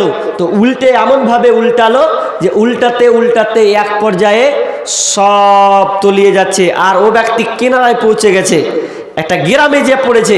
তো গ্রামে যে কিছু লোক দেখছে, আহারে লোকটা তো পড়ে আছে, চল উঠাই। সবাই তাকে উঠালো, উঠার পর তার কোন রকম করে তার হুঁশটা ফিরল। এবার জিজ্ঞাসা করলো কোথায় বাড়ি? বলছে আমার অমুক জায়গা অমুক বাড়ি। বলছে কি করতে? বলছে কাজের জন্য এসেছিলাম। তো বলছে তুমি কি করো? বলছে আমি একটা মাদ্রাসা পড়া একজন ছেলে, আমি একটা ইমাম। তাহলে তো ভালোই হলো, আমাদের পাশে একটা মসজিদ আছে, ওই মসজিদে আমি তোমাকে আমরা ইমামতি বানিয়ে দেব। তখন কাজী আবু বকর বলছে ঠিক আছে, তাহলে ভালোই হলো। এবার মসজিদে সে থাকতে লাগলো। এমন সময় থাকতে থাকতে থাকতে গ্রামের লোকেরা বলছে ভাই মৌলানা আপনি তো অনেক দিন থাকলেন, একটা বিয়ে করে নিন, আপনার বিয়ের বয়স অনেকটা হয়েছে, আপনি একটা বিয়ে করে নেন। বলছে পাত্রী খোঁজা হোক। একটা পাত্রীকে খোঁজা হলো। ওই পাত্রীর সঙ্গে কাজী আবু বকরের সঙ্গে বিয়ে দেওয়া হলো। এবার যখন স্বামী স্ত্রী বাসর ঘরে যখন ঢুকছেন বন্ধুরে, এমন সময় যখন মেয়েটা যখন বেডে আপনার বিছানার উপরে বসে আছে, এমন সময় কাজী আবু বকর যখন মেয়েটার দিকে যখন একবার তাকাচ্ছে, তাকিয়ে দেখছে আহারে, তাকিয়ে দেখছে গলার হারটা যেটা পরে পেয়েছিল, ওই গলার হারটা মেয়েটা পরে আছে। মাথায় খারাপ, আমি কুন্ডে মসজিদে হারামে পেয়েছি, আর মেয়েটার গলাতে হারটা। এই যখন হার যখন দেখে নিয়েছে তো আর ব্রেন ঘুরে, তখন মেয়েটার দিকে ও কাঁদছে, দেখছে, আর ইমাম সাহেব দেখছে আর কাঁদছে, এত কান্না করছে। তো কাঁদতে কাঁদতে কাঁদতে মেয়েটার সঙ্গে কোনো কথাই নাই। এমন সময় ফজরের আজান। তো মেয়েটার একটু রাগ হলো যে সারা রাত দেখে দেখে দেখে দেখে কান্না করলে আমার হক কিছু আদায় করলে না। হ্যাঁ, তো যে কেমন ছেলের সঙ্গে আমার বিয়ে দিয়েছে, গ্রামের লোকের কাছে অভিযোগ করছে, কেমন ছেলে দেখেছো যে আমাকে দেখে বুঝে পার করে দিলে। তখন বলছে কি ব্যাপার ইমাম সাহেব, আপনি সারা রাত এইরকম কেন করলেন? তখন ওই ইমাম আবু বকর বলছে ও আমার ভাইরা শোনো, আমি কেন আশ্চর্য হয়ে গেছি শুনে নাও। আমি মসজিদে হারামে হাতটা আমি কুড়িয়ে পেয়েছিলাম। এই হাতটা আমি নিজের হাতে দেখেছি, এই হাতটা একই রকম দেখতে। এই হাতটা আমি পুড়িয়ে পেয়েছিলাম, ওই লোকটাকে তো দিয়েছিলাম, কিন্তু এই হাতটা মেয়ের গলায় কি করে এলো? তখন গ্রামের লোক আরো স্পষ্ট হয়ে গেলাম, ওরে তুমি কি সেই ছেলে যেই তোমার শ্বশুর খালি দিন রাত আল্লাহর কাছে দোয়া করতেন, আল্লাহ ওই ছেলেটার সঙ্গে মিলিয়ে দাও, ওই ছেলেটাকে আমার খুব ভালো লেগেছে, আমানতদার ছেলে, ওই ছেলেটা যেন আমার মেয়ের বিবাহ হয়, আল্লাহ তুমি এটা কবুল করে নাও। গ্রামের লোকেরা বলছে তোমার শ্বশুর খালি দিন রাত তোমার জন্য দোয়া করেছে যাতে তার মেয়ের সঙ্গে তোমার বিবাহ হয়, তোমাকে জামাই বানিয়ে নেবে। সে মারা গেছে ঠিকই, এই মসজিদের ইমাম ছিল উনি, তুমি এই মসজিদের ইমাম হয়েছ, অতএব মারা গিয়েছে, কিন্তু মরার পরেও আল্লাহ তার দোয়া কবুল করেছেন, অতএব এটা কোনো বিষয় নয়। তার মানে বুঝলেন আমানত কত ইম্পর্টেন্ট জিনিস, আপনি আমানত কতদিন খাবেন। আল্লাহ তাআলা আপনাকে আমানত যদি আপনি ঠিক মতন বহল রাখেন, তো আল্লাহ আপনাকে এর বিনিময়ে কিছু উত্তম জিনিস দেবেন। আমানত খুবই গুরুত্বপূর্ণ জিনিস, কিন্তু আজকে বর্তমান আমরা আমানতের খেয়ানত করছি। পরে শেষে একটা ইম্পর্টেন্ট হাদিস বলবো, হাদিসটা খুব বড় আছে, আধ ঘন্টা একটু রেস্ট, আধ ঘন্টা আর আধ ঘন্টা আছে ইনশাল্লাহ। তো আমানত এতটা আমাদের এখন নিচে নেমে গেছে। আল্লাহ রাসূল মসজিদে নববীতে বক্তব্য রাখছেন, দাস দিচ্ছেন, এমন সময় এক বেদুইন বলছেন যে আল্লাহ রাসূল কিয়ামত কবে হবে, কিয়ামত কখন হবে? তা রাসূল কান দিচ্ছেন না। এ করতে করতে কিছুক্ষণ পর রাসূল বলছেন এই কে প্রশ্ন করেছিল কিয়ামত কবে হবে বলো? তা একজন বলছেন আল্লাহ রাসূল আমি বলেছি কিয়ামত কখন হবে। তো বলছে শুনো, যখন আমানতের খেয়ানত, যখন আমানত নষ্ট হবে তখন। তো বলছে আমানত নষ্ট হবে তখন কিয়ামত হবে। তো আমানত কিভাবে নষ্ট হবে আল্লাহ রাসূল? তখন বিশ্বনবী বলছেন যখন অযোগ্য ব্যক্তিকে নেতৃত্ব দেওয়া হবে, অশিক্ষিত দেশ চালাবে, মেম্বার হবে অশিক্ষিত মূর্খ, প্রধান হবে আপনার কিনা ন্যাংটা, দলের ন্যাংটা, যে ছিল আপনার ছিনতাই করে বেড়াতো, মারামারি করে বেড়াতো, মদখুরি খেয়ে বেড়াতো, 2 নম্বরই কাজ করে বেড়াতো, ওই লোকটা যেদিন মেম্বার হবে, প্রধান হবে, সেদিনকে তোমরা জেনে নাও ওটা আমানত নষ্ট হয়ে গেছে। তার মানে কিয়ামত খুব কাছাকাছি চলে এসেছে। যখন এই নেতারা 2 নম্বরই লেভেলের হবে, তখন তোমরা জেনে নাও আমানত নষ্ট হয়েছে। মালদা ডিস্ট্রিক্টে এক জায়গায় প্রোগ্রাম করছি। মালদা ডিস্ট্রিক্ট তো গোটাই ঘোরা হয়ে গেল আল্লাহর রহমতে। তো এক জায়গা গেছি, রতুয়া ডিস্ট্রিক্ট কোনো থানাতে ঢুকছি, তো একটা ছেলে আমাকে বাড়ি দেখালো। তো বাড়িটা এত বড় বাড়ি, মার্বেল তো আপনার কিনা মার্বেল ট্যালি যদি বসায় তো ভেতরে, আর ওয়ার বাড়িটা দেখছি তো বাহির পর্যন্ত একদম টাইলস বসা আছে, বাহির পর্যন্ত পুরো টাইলস বসা আছে। আশ্চর্য কথা। তো বললাম যে এটা কার বাড়ি? কইছে এটা প্রধানের বাড়ি। কি করে জি? কিছুই নয়। ওর যদি চরিত্র বর্ণনা করছে, তো চরিত্র বর্ণনা করতে করতে করতে করতে করতে করতে বলছে এই ছিল সেই ছিল, একদম 2 নম্বর লোক যাকে বলা হয় ওই লোকটা হয়ে গেছে গ্রামের প্রধান। বলছে এত টাকা। বর্তমানে কি অবস্থা? আমানত আস্তে আস্তে খুবই নষ্ট হচ্ছে। শুনেন, এবার আমি আপনাদেরকে শেষ হাদিস আপনাকে শোনাবো। খবরদার, আপনি পদ পেয়ে খুব লাফাবেন না। পদ ভালো জিনিস নয়। পদ যদি আপনাকে ভালোবেসে কেউ দেয় তাহলে আপনি পদটা নেন, তবে পদ নিয়েন না। পদ এত খাতারনাক জিনিস, আপনাকে ছাড়খাড় করে দিবে।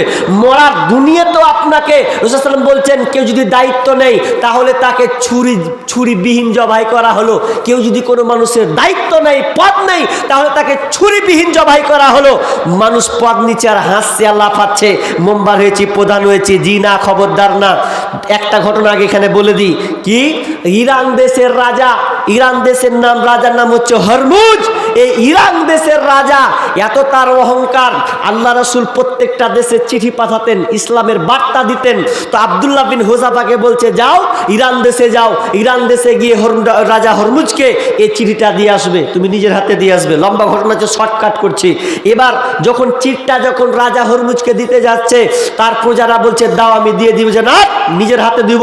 যতক্ষণ নিজের হাতে না দিব তখন নবীর আদেশ পালন করা হলো না। নিজের হাতে দেব। বলছে কোন লোকেরা হ্যাঁ সারি মানছে তো কড়া করেই মানছে, দিবে তো বলে নিজের হাতেই দিবে। দে যা, বাদ দে, আসতে দে। আব্দুল্লাহ বিন হুযাফা যখন দিচ্ছে রাজা হরমুজকে, যখন এই চিঠিটা যখন দিচ্ছে, তো চিঠিটা দিয়ে বলছে পড় তো কি লেখা আছে। তো বলছে মিন মুহাম্মাদিন ইলা আজিমি কিসরা, লেখা আছে মুহাম্মাদের পক্ষ থেকে ইরানের রাজা হরমুজকে প্রেরণ করা হলো। এইটুকু খালি পড়া হয়েছে, রাজার তো মেজাজ গেছে গরম। কার নাম আগে রে? বলছে নবী মুহাম্মাদের নাম আগে। কত বড় স্পর্ধা!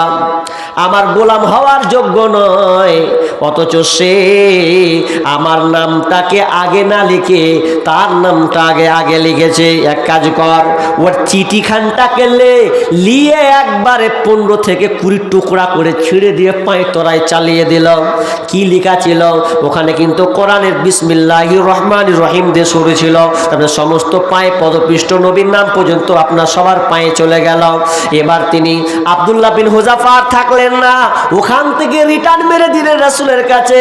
রাসূলকে বলছেন ইয়া রাসূলুল্লাহ, আপনার চিঠিকে পড়তে তো পড়েনি, শুধু আপনার নাম প্রথমে থাকার কারণে ওর কেন নাম প্রথম নেই? তার মানে ও বলতে চাইছে যে আমি একটা রাজা, আমি একটা বড় পদের লেভেলের মানুষ, আমার নামটা কেন প্রথমে নাই? এই জন্য আমি কাগজটাকে ছিঁড়ে দিলাম, রাখলাম না। বিশ্বনবী বদদুয়া করে দিয়েছিলেন, এ আল্লাহ, যে লোকটা নিজের হাতে সে আমার চিঠিখানাকে ছিঁড়ে দিয়েছে, মালিক রে, তার দেশটাকে তুমি ওই রকম টুকরা টুকরা টুকরা টুকরা করে দিও, টুকরা করে দিও, টুকরা করে দিও। কেমন? যেমন দুয়া আল্লাহ রাসূল যেমন দোয়া করলেন, তো দোয়া করার পর কি হলো? আল্লাহ রাসূল মারা যাওয়ার পরে, এরপরে যখন উমর যখন খলিফা হলেন, তো ওই সময় তার বংশ নির্বংশ হয়ে গেল। ইরানের রাজা হরমুজ, তার ছেলে নরসেওয়া তার ছেলে, তিনি কি করছেন? তার ছেলেও রাজা হতে পারলো না, এটা অনেক লম্বা ঘটনা আছে। রাজা হতে পারলো না, শেষমেশ বাপও গেল, বেটাও গেল, মরে গেল, আর বংশ পরম্পর কেউ হলো না। তো কেন? যে পদে সে একটা লেভেলে দেখিয়েছিল যে আমি এত বড় রাজা, আর আমার নামটা আগে দেয়নি। তার মানে বোঝা যাচ্ছে পদ নিয়ে লাফালাফি করতে হবে না। আপনি এমএলএ আছেন, বলেন এই আমি এমএলএ আছি, অনেকে বলে আমি প্রধান আছি, এরকম কথা বলে। এরকম কথা বলা দরকার নেই। যদি না হয় আরেকটা আপনাকে হাদিস শোনাই। আমিরুল মুমিনিন যখন ফজরের নামাজ পড়ছেন, তো নামাজ পড়তে পড়তে একজন এসে একটা আবু লুলু, তা কি নাম, এই একজন বেঈমান কি করলে ফজরের সময় রাসূলুল্লাহর পেছন থেকে একটা ছোড়া মেরে দিল, পেটকে ফাঁসিয়ে দিল, মারা যাবে। তো মারা যেতে যেতে যেতে যেতে এক পর্যায়ে তখন অনেক কিছু তিনি করেছিলেন ওই সময়, তার মধ্যে একটা ঘটনা দেখে আব্দুল্লাহকে বলছে, আব্দুল্লাহ আমি তো শেষ হয়ে যাব, এক কাজ কর, মা আয়েশার কাছে যা, আয়েশার কাছে গিয়ে একটা দাবি আমার বলতো কবুল করবে কিনা। তবে শুন বেটা, যখন আয়েশার কাছে যাবি তখন খবরদার বলবি না যে আমিরুল মুমিনিন বলেছে, খলিফাতুল মুসলিমিন এই কথা বলেছে। খবরদার পদের জিনিস উঠাবি না। যদি বলিস তো গিয়ে বলবি উমার আপনার কাছে একটা আরজি চেয়েছে, এই কাজটা কি আপনি তা কবুল করবেন কিনা। তুমি আমির মা আয়েশাকে গিয়ে বলবে যে বলবেন আব্বা আপনার কাছে একটা আরজি চেয়েছে। কি আরজি? যে আরজিটা হচ্ছে তিনি চেয়েছেন যেখানে নবী মুহাম্মদ সাল্লাল্লাহু আলাইহি ওয়াসাল্লাম ঘুমিয়ে আছেন, পাশে আবু বকর আছে, তার পাশে একটা জায়গা ফাঁকা আছে, ওই জায়গাটাই যেন আমার জায়গা হয়, ওই জায়গাটা যেন আমার কবর হয়। যদি মা আয়েশা এটা পারমিশন দেয় তাহলে ঠিক আছে, আর যদি না দেয় তো মসজিদ আপনার বাকিতে গিয়ে আমার জানাজা হবে, বাকিতে আজান হবে, আপনার কিনা দাফন হয়ে যাবে। তো গেল আব্দুল্লাহ গিয়ে বলছেন যে আব্বা আপনার উপরে আরজ করেছে। তো আব্বা কে না, তো উমার আরজি করেছে আপনার কাছে পাশে যেন, রাসূলের পাশে যেন কবর হয়। তো মা আয়েশা বলছে কেমন হলো, আমি তো ভেবেছিলাম আমার পাশে আব্বা আছে, তো একটা ফাঁকা জায়গা আছে আমার ঘরে, তো আমি মরলে আমি ওই জায়গাটাকে নিব, আমার ওখানে কবরস্থ হোক, এটা আমার ইকবা আশা ছিল। তো জাগ্গা, যেহেতু আমিরুল মুমিনিন রাসূল সাল্লাল্লাহু আলাইহি ওয়াসাল্লাম তারা দুই সঙ্গী, তারা ছিল, একজন ছিল ডান দিক হাত, এক ছিল বাম হাত, সব সময় তারা থেকেছেন। জাগ্গা আমার আর ইচ্ছাটাকে আমি উড়িয়ে দিলাম, আমি ওই জায়গাটাকে দিয়ে দিলাম। দেখেন এত বড় 18 বর্গ মাইলের একজন নেতা আমিরুল মুমিনিন, তিনি নরম হয়ে যাচ্ছেন, খবরদার আমার পদের কথাকে তুলিও না, শুধু সোজা কথা বলবে। আমির বলবে যে উমার আরজিটা চেয়েছে, উমার এই কথাটা চেয়েছেন, দাবি করেছেন, তার দাফনটা যেন এখানে হয়। দেখছেন এত বড় লোক হওয়ার পরে, আর আমরা এ ছোট মোটো পদ, এক জায়গায় শুনলাম নাকি একটা সর্দার হয়েছে, তো সর্দার হয়েছে, তো একটা গ্রামের মৌলবি চাইতে গেছে যে কতটি করবো, কবাজি কত করবো, তো ও মৌলবি এক খাপা লেখাতে বেশি করে, আর টাইটেল মেরতে না বেশি করে। ও করেছে কি করেছে, নাম লিখছে, ধরলেন যে কুতুবুদ্দিন, তো হাজি, এক হাজি আর সর্দার, তো লিখে দিয়েছে হাজি কুতুবুদ্দিন। সর্দারটা বেচারি লেখেনি কোন রকম, তো লেখেনি, চিঠি দেখছে কি লেখা আছে রে, বলছে হাজি কুতুবুদ্দিন। তো সর্দার ফের লেখেনি, দেখো 50 টাকা দিচ্ছে, যে 100 টাকা যে দিচ্ছেন, বলছে দিতু করে দিতু, কিন্তু হাঁকে সর্দারটাকে না লিখলি না, 50 টাকা নিয়ে চল যা। সাংঘাতিক ব্যাপার, তোমার সর্দারটাও লিখতে হবে, তুমি 100 টাকা দেবে, এত মাথা মোটা হয়ে গেছে আজকালকার সর্দাররা। এত ওরে বাপরে, সর্দার না হলে আবার বিয়ে হয় না। যখন ঢুকছে তখন একবার এখানে ছিঁড়ে, এদিক ছিঁড়ে, আর পাম্প চাবাতে চাবাতে বলছে লাগাও এবার খুব হোক, বিয়া পড়াও, সব আগে বিল পাস করে দাও, আমাকে বাতাসা করে দাও, হেন দাও তেন দাও, দে বিহাটা পড়িয়ে দাও। মোগর মারবে বিচারের মাঠে, দেখবে তোমার সর্দার গিরি বার করে দেবে যা আছে। আজকাল তো এইরকমই হচ্ছে, ভালো লোক সর্দার হচ্ছে না, সর্দার নিয়ে মারামারি হচ্ছে। চলেন আর একটা হাদিস বলবো, সহিহ তারগিব থেকে, হাদিসটা ভালো করে শুনেন। এই হাদিসটা বলে আমি শেষ করে দিব, অলরেডি শেষ করে দেবো। লোক যেহেতু আস্তে আস্তে উঠছে, কাটছে, একটা শেষ হাদিস বলি নাকি, একটা শেষ হাদিস বলে আমি শেষ করে দিচ্ছি। কি রাসূল সাল্লাল্লাহু আলাইহি ওয়াসাল্লাম বলছেন, কি হাদিস বলছেন, কেউ যদি এই 4-5টা কাজ করে তাহলে তার জন্য জান্নাতে একটি ঘর হবে। একটু কান লাগান শেষের দিকে। কেউ যদি এই 5টা কাজ করে তাহলে জান্নাতে তার জন্য একটি ঘর তৈরি হবে। কেমন ঘর, কি কাজ করলে? নাম্বার 1, বিষ্ণু বলছেন কেউ যদি সুন্দর করে উজু করে নামাজে রুকু সেজদা ঠিক করে 5 ওয়াক্তের পাবন্দ হয়, 5 ওয়াক্ত নামাজকে ঠিকভাবে রাখে, তাহলে সে জান্নাতে একটি ঘর পাবে। আর একটা কি কাজ করবে? নাম্বার 2 নম্বর যে কাজটা করবে সেটা হচ্ছে রমজান মাসের সিয়াম সে পালন করবে। নাম্বার 3 যে যাকাত দেওয়ার সামর্থ্য আছে সে যাকাতকে প্রদান করবে। নাম্বার 4 যার হজ ফরজ হয়ে গেছে সে হজ করবে। এই 4টা যদি করে। নাম্বার 5 নম্বর কাজ, কেউ যদি আমানত রক্ষা করে আর এই 5টা কাজ যদি করে দেয় তাহলে বিষ্ণু বলছেন ওই লোকটার জন্য জান্নাতে একটি ঘর হবে, ওই লোকটা জান্নাত পাবে। সাহাবীরা 4টা কথা বুঝতে পারলে শেষেরটা বুঝতে পারলে না। বলছে আল্লাহ রাসূল আমানত রক্ষা করা কি? এটাই যে বুঝলাম না, একটু বলেন না। বলছে আমানত রক্ষা করা বুঝলে না? বলছে আমানত রক্ষা করা মানে নাপাকির গোসল করা। যুবক ভাই যারা আছে ভালো করে শুনুন, আমানত রক্ষা করা মানে নাপাকির গোসল করা। নাপাকির গোসল করাটা ফের কেমন কথা জি? নাপাকের গোসল বুঝেন না? মানে আপনি নাপাক আছেন, তো এটা হচ্ছে আমানত। এদিকে কান দেন, খুব তো খালি মজা লিছেন, ভালো করে শুনেন। নাপাকির গোসল করা, তা আমি আশ্চর্য হয়ে গেছি, এটা কেমন হলো? ঠিকই কথাটাকে একদিন ঠিকই করছে। কেমন? এখন ঠান্ডার মৌসুম লয়, ঠান্ডার দিন, এমন ঠান্ডার দিন যে স্বামী স্ত্রী মিলন হলে সহজে ইচ্ছা হয় না যে গোসল খান করি, এরকম অনেকে আছে। আচ্ছা গোসল করবে কোন লাজে জি?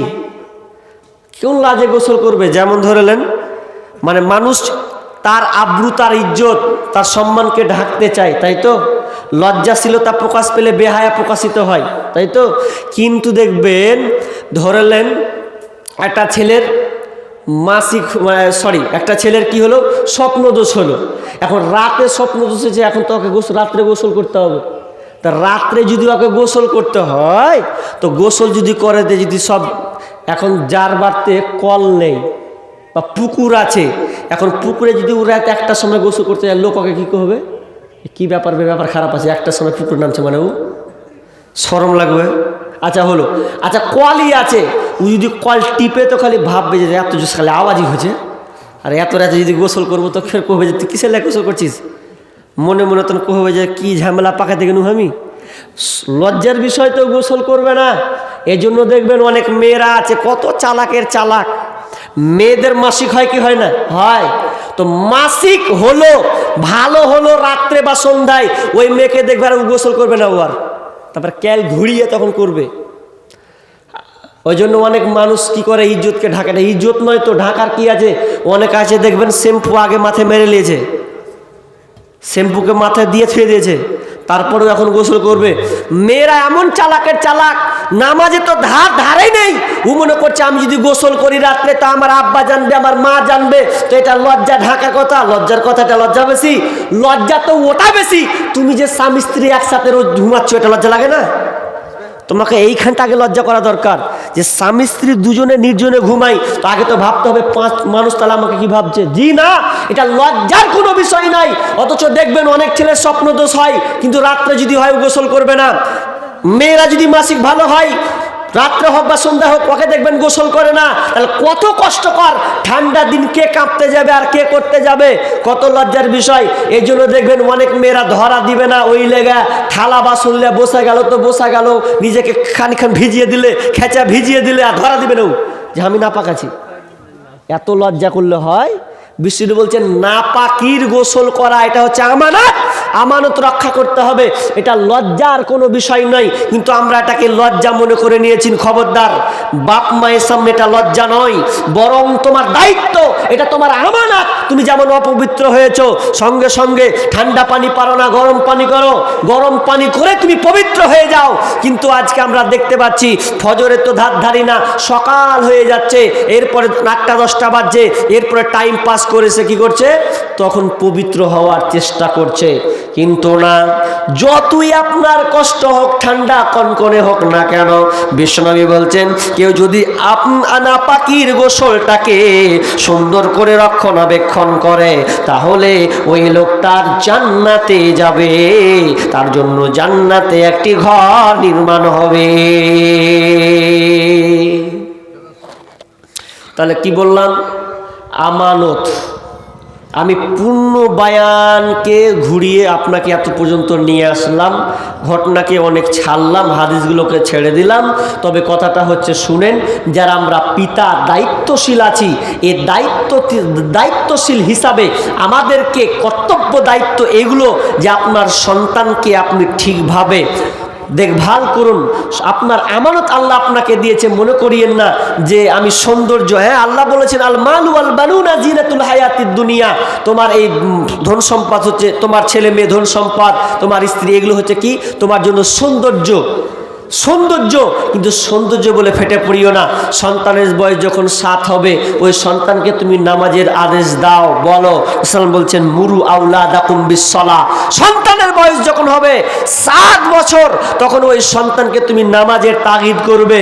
মুরু আওলাদাকুম বিসসালাহ ওয়া হুম আবনাউ সাবঈ সিনিনা। যখন তার বয়স 7 বছর, এবার পড়ে না কিছু বলিও না, বুঝাও। ওয়াজরিবুহুম আলাইহা। যখন তোমার সন্তান, তোমার ছেলে মেয়ের বয়স 10 বছর হয়ে গেছে, তখন তো ওয়াজরিবুহুম আলাইহা, তখন তুমি কি করো? ছেলেটাকে প্রহার করো। কয় বছর হলে? আশরিন, 10 বছর যদি হয়ে যায়, তাহলে ওই সন্তানকে তোমাদেরকে মারতে হবে। ওয়াফাররিকু বাইনাহুম ফিল মাজাজি।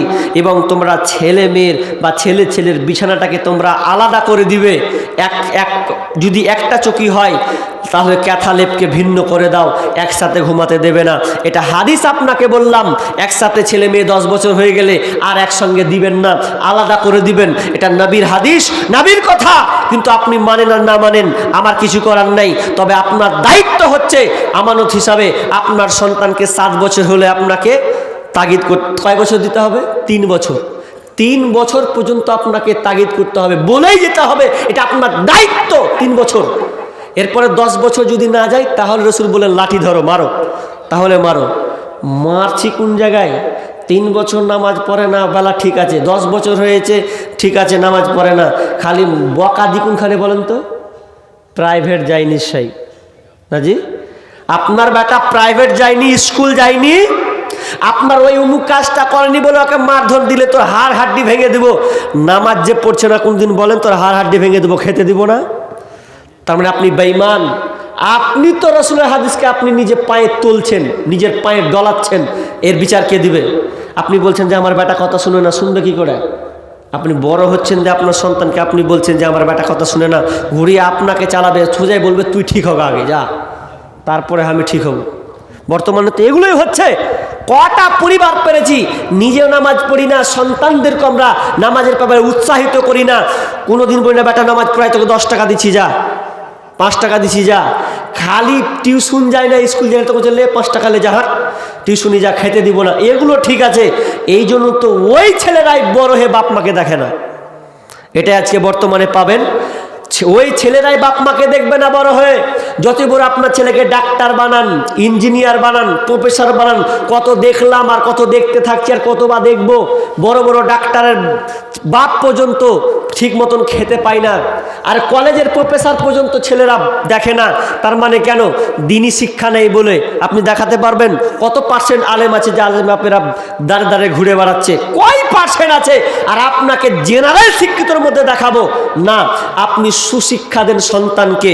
আপনার দায়িত্ব আছে, কর্তব্য আছে, এটা আপনার আমানত যে আপনার সন্তান যেন ঠিকভাবে পরিচালিত হয়, এটা আপনাকে গুরুত্ব দিতে হবে। কিন্তু আমরা সন্তানদেরকে ছেড়ে দিয়েছি না, ছাড়লে হবে না। মানুষ করুন সুন্দরভাবে, দিন শিক্ষা দিয়ে। আপনার সন্তান কোরআন পড়তে পারে না, একটা আলেমের কাছে পরামর্শ নেন, মৌলবীর কাছে গান দিয়ে বলেন যে আমার বেটার কোরআন পড়ান ভালো করে, আমি আপনাকে মাসে 500 টাকা দিব। 500 টাকা শুনছি তো খালি গাল চুলকেছে।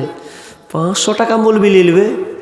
টিউশনির বেলা 500 কেনা 700 দিতে রাজি আছে, কিন্তু মৌলবীকে 200 টাকা দিতে খালি গাল চুলকায় যে মৌলবীকে 200 টাকা দিয়ে দেবো। আরে তোমার ওই 200 টাকা একদিন কাজে লাগবে? ওটাই তোমার সার্থক আসবে। আমরা আলেমদেরকে ছোট মনে দেখছি, আর দিনী শিক্ষাকে আমরা নিচে পর্যায়ে চলে গেছি। ফকরি বিদ্যা বলছি, অনেকে আবার ফকরি বিদ্যা বলছেন। শেষ বয়সে ফকরি বিদ্যা বের করে ছাড়বে আপনার, সেদিন দেখবেন আপনার কত কথার মধ্যে আপনার কত ভ্যাজ আছে, সব বেরিয়ে আসবে। তো আমি শেষে আর আলোচনা বাড়াচ্ছি না। তবে কথাটা হচ্ছে, এটা মাদ্রাসার জালসা। কেউ যদি মনে করেন যে 10, 20, 150 দিব, আমার আবদার নেই, নাকি যা সব তো দিয়ে দিয়েছে। 10, 20, 5, 10 টাকা যদি দেওয়ার মন থাকে, শেষ ভালো যাক, সব ভালো তার। আমরা দোয়া পড়ে দেবো, আমি বিদায় নিয়ে নেবো। মাইক চলবে নাকি তোমার ঘরে, না বন্ধ হয়ে যাবে? বন্ধ হয়ে যাবে। তো আল্লাহর রাস্তে ভাই 5, 10, 20 টাকা না, এরকম যদি থাকে আমার হাতে দেন। সবাইকে দিয়েছেন যখন 20, 30 টাকা, আমি ইনশাআল্লাহ আপনাদের আমি দোয়া দেব। আমি একজন মুসাফির হিসাবে আল্লাহর রাস্তে বলেন, শেষ মাহরুম হবেন না। আমিও মনে চাইছি যে আমার হাতে আপনারা দিবেন। তো যা দিয়েছেন 5, 10 টাকা, 20 টাকা, কোনো আবদার দাওয়াদই নেই। আল্লাহর রাস্তে ছোট মাশাআল্লাহ আরেকজন ভাই দিয়েছেন 100 টাকা। আল্লাহুম্মা সাল্লি আলাই, আল্লাহুম্মা বারিক আলাই। আল্লাহ তুমি ভাই দানকে করুন। আরেকজন বাবজি 100 টাকা দিয়েছেন, আরেকজন ভাই 10 টাকা। মাশাআল্লাহ, দেন না সবাই 10, 20, 100 যা আছেন দেন। চাপাচাপি কোনো কারণ নেই যে কজন বসে আছেন। আল্লাহর রাস্তে আসেন ভাই। আচ্ছা আচ্ছা, হ্যাঁ, আরেকটা কথা, যারা ওই পারের লোক আছেন দয়া করে, হ্যাঁ এই বছর না আগে গেলাম, হ্যাঁ কি গাজাল নেবেন? আমি তো গাজাল ভালো বলতে পারি না জি ভাই। হ্যাঁ, তাহলে ফেসবুকের গাজালটা শুনিয়ে দিই।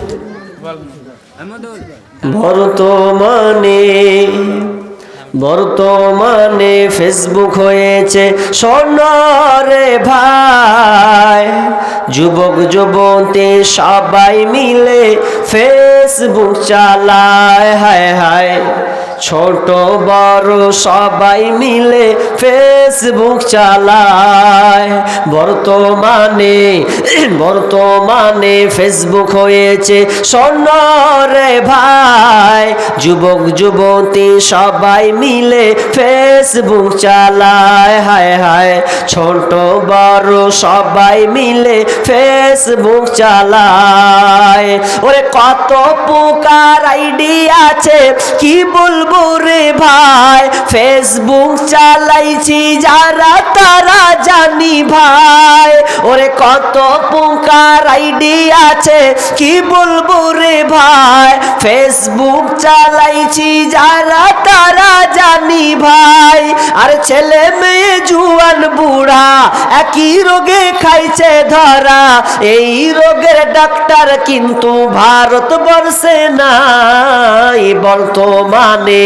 বর্তমানে ফেসবুক হয়েছে সোনারে ভাই, যুবক যুবতী সবাই মিলে ফেসবুক চালায়। হায় হায়, ছোট বড় সবাই মিলে ফেসবুক চালায়। ওরা ডিজিটাল দেশে দেখো আবার কি সুবিধা দিচ্ছে, ফেসবুকে গিয়ে মেয়ে ছেলে সেজে আছে। ওরা ডিজিটাল দেশে দেখো আবার কি সুবিধা দিচ্ছে, ফেসবুকে গিয়ে মেয়ে ছেলে সেজে আছে। ছেলেরা আবার মেয়ে হচ্ছে সোনারে ভাই, কোনটা মেয়ে কোনটা পুরুষ চিনার কায়দা নাই। বর্তমানে ফেসবুক হয়েছে সোনারে ভাই, যুবক যুবতী সবাই মিলে ফেসবুক চালায়। হায় হায়, ছোট বড় সবাই মিলে ফেসবুক চালায়। ওরে কালো মাইয়া ফর্সা সেজে ফেসবুকেতে ছবি ছেড়ে যুবকদের পাগল করছে ভাই। ওরে কালো মাইয়া ফর্সা সেজে ফেসবুকেতে ছবি ছেড়ে যুবকদের পাগল করছে ভাই। সরাসরি দেখলে পরে আসল নকল ধরা পড়ে, সরাসরি দেখলে পরে আসল নকল ধরা পড়ে, কোনটা আসল কোনটা নকল ধরা পড়ে যায়। ভাই বর্তমানে ফেসবুক হয়েছে স্বর্ণ রে ভাই, যুবক যুবতী সবাই মিলে ফেসবুক চালায়, হায় হায় ছোট বড় সবাই মিলে ফেসবুক চালায়। মাশাআল্লাহ, সবাই আমরা একটা দোয়া বলে চলে যাই। সুবহানাকাল্লাহুম্মা ওয়া বিহামদিকা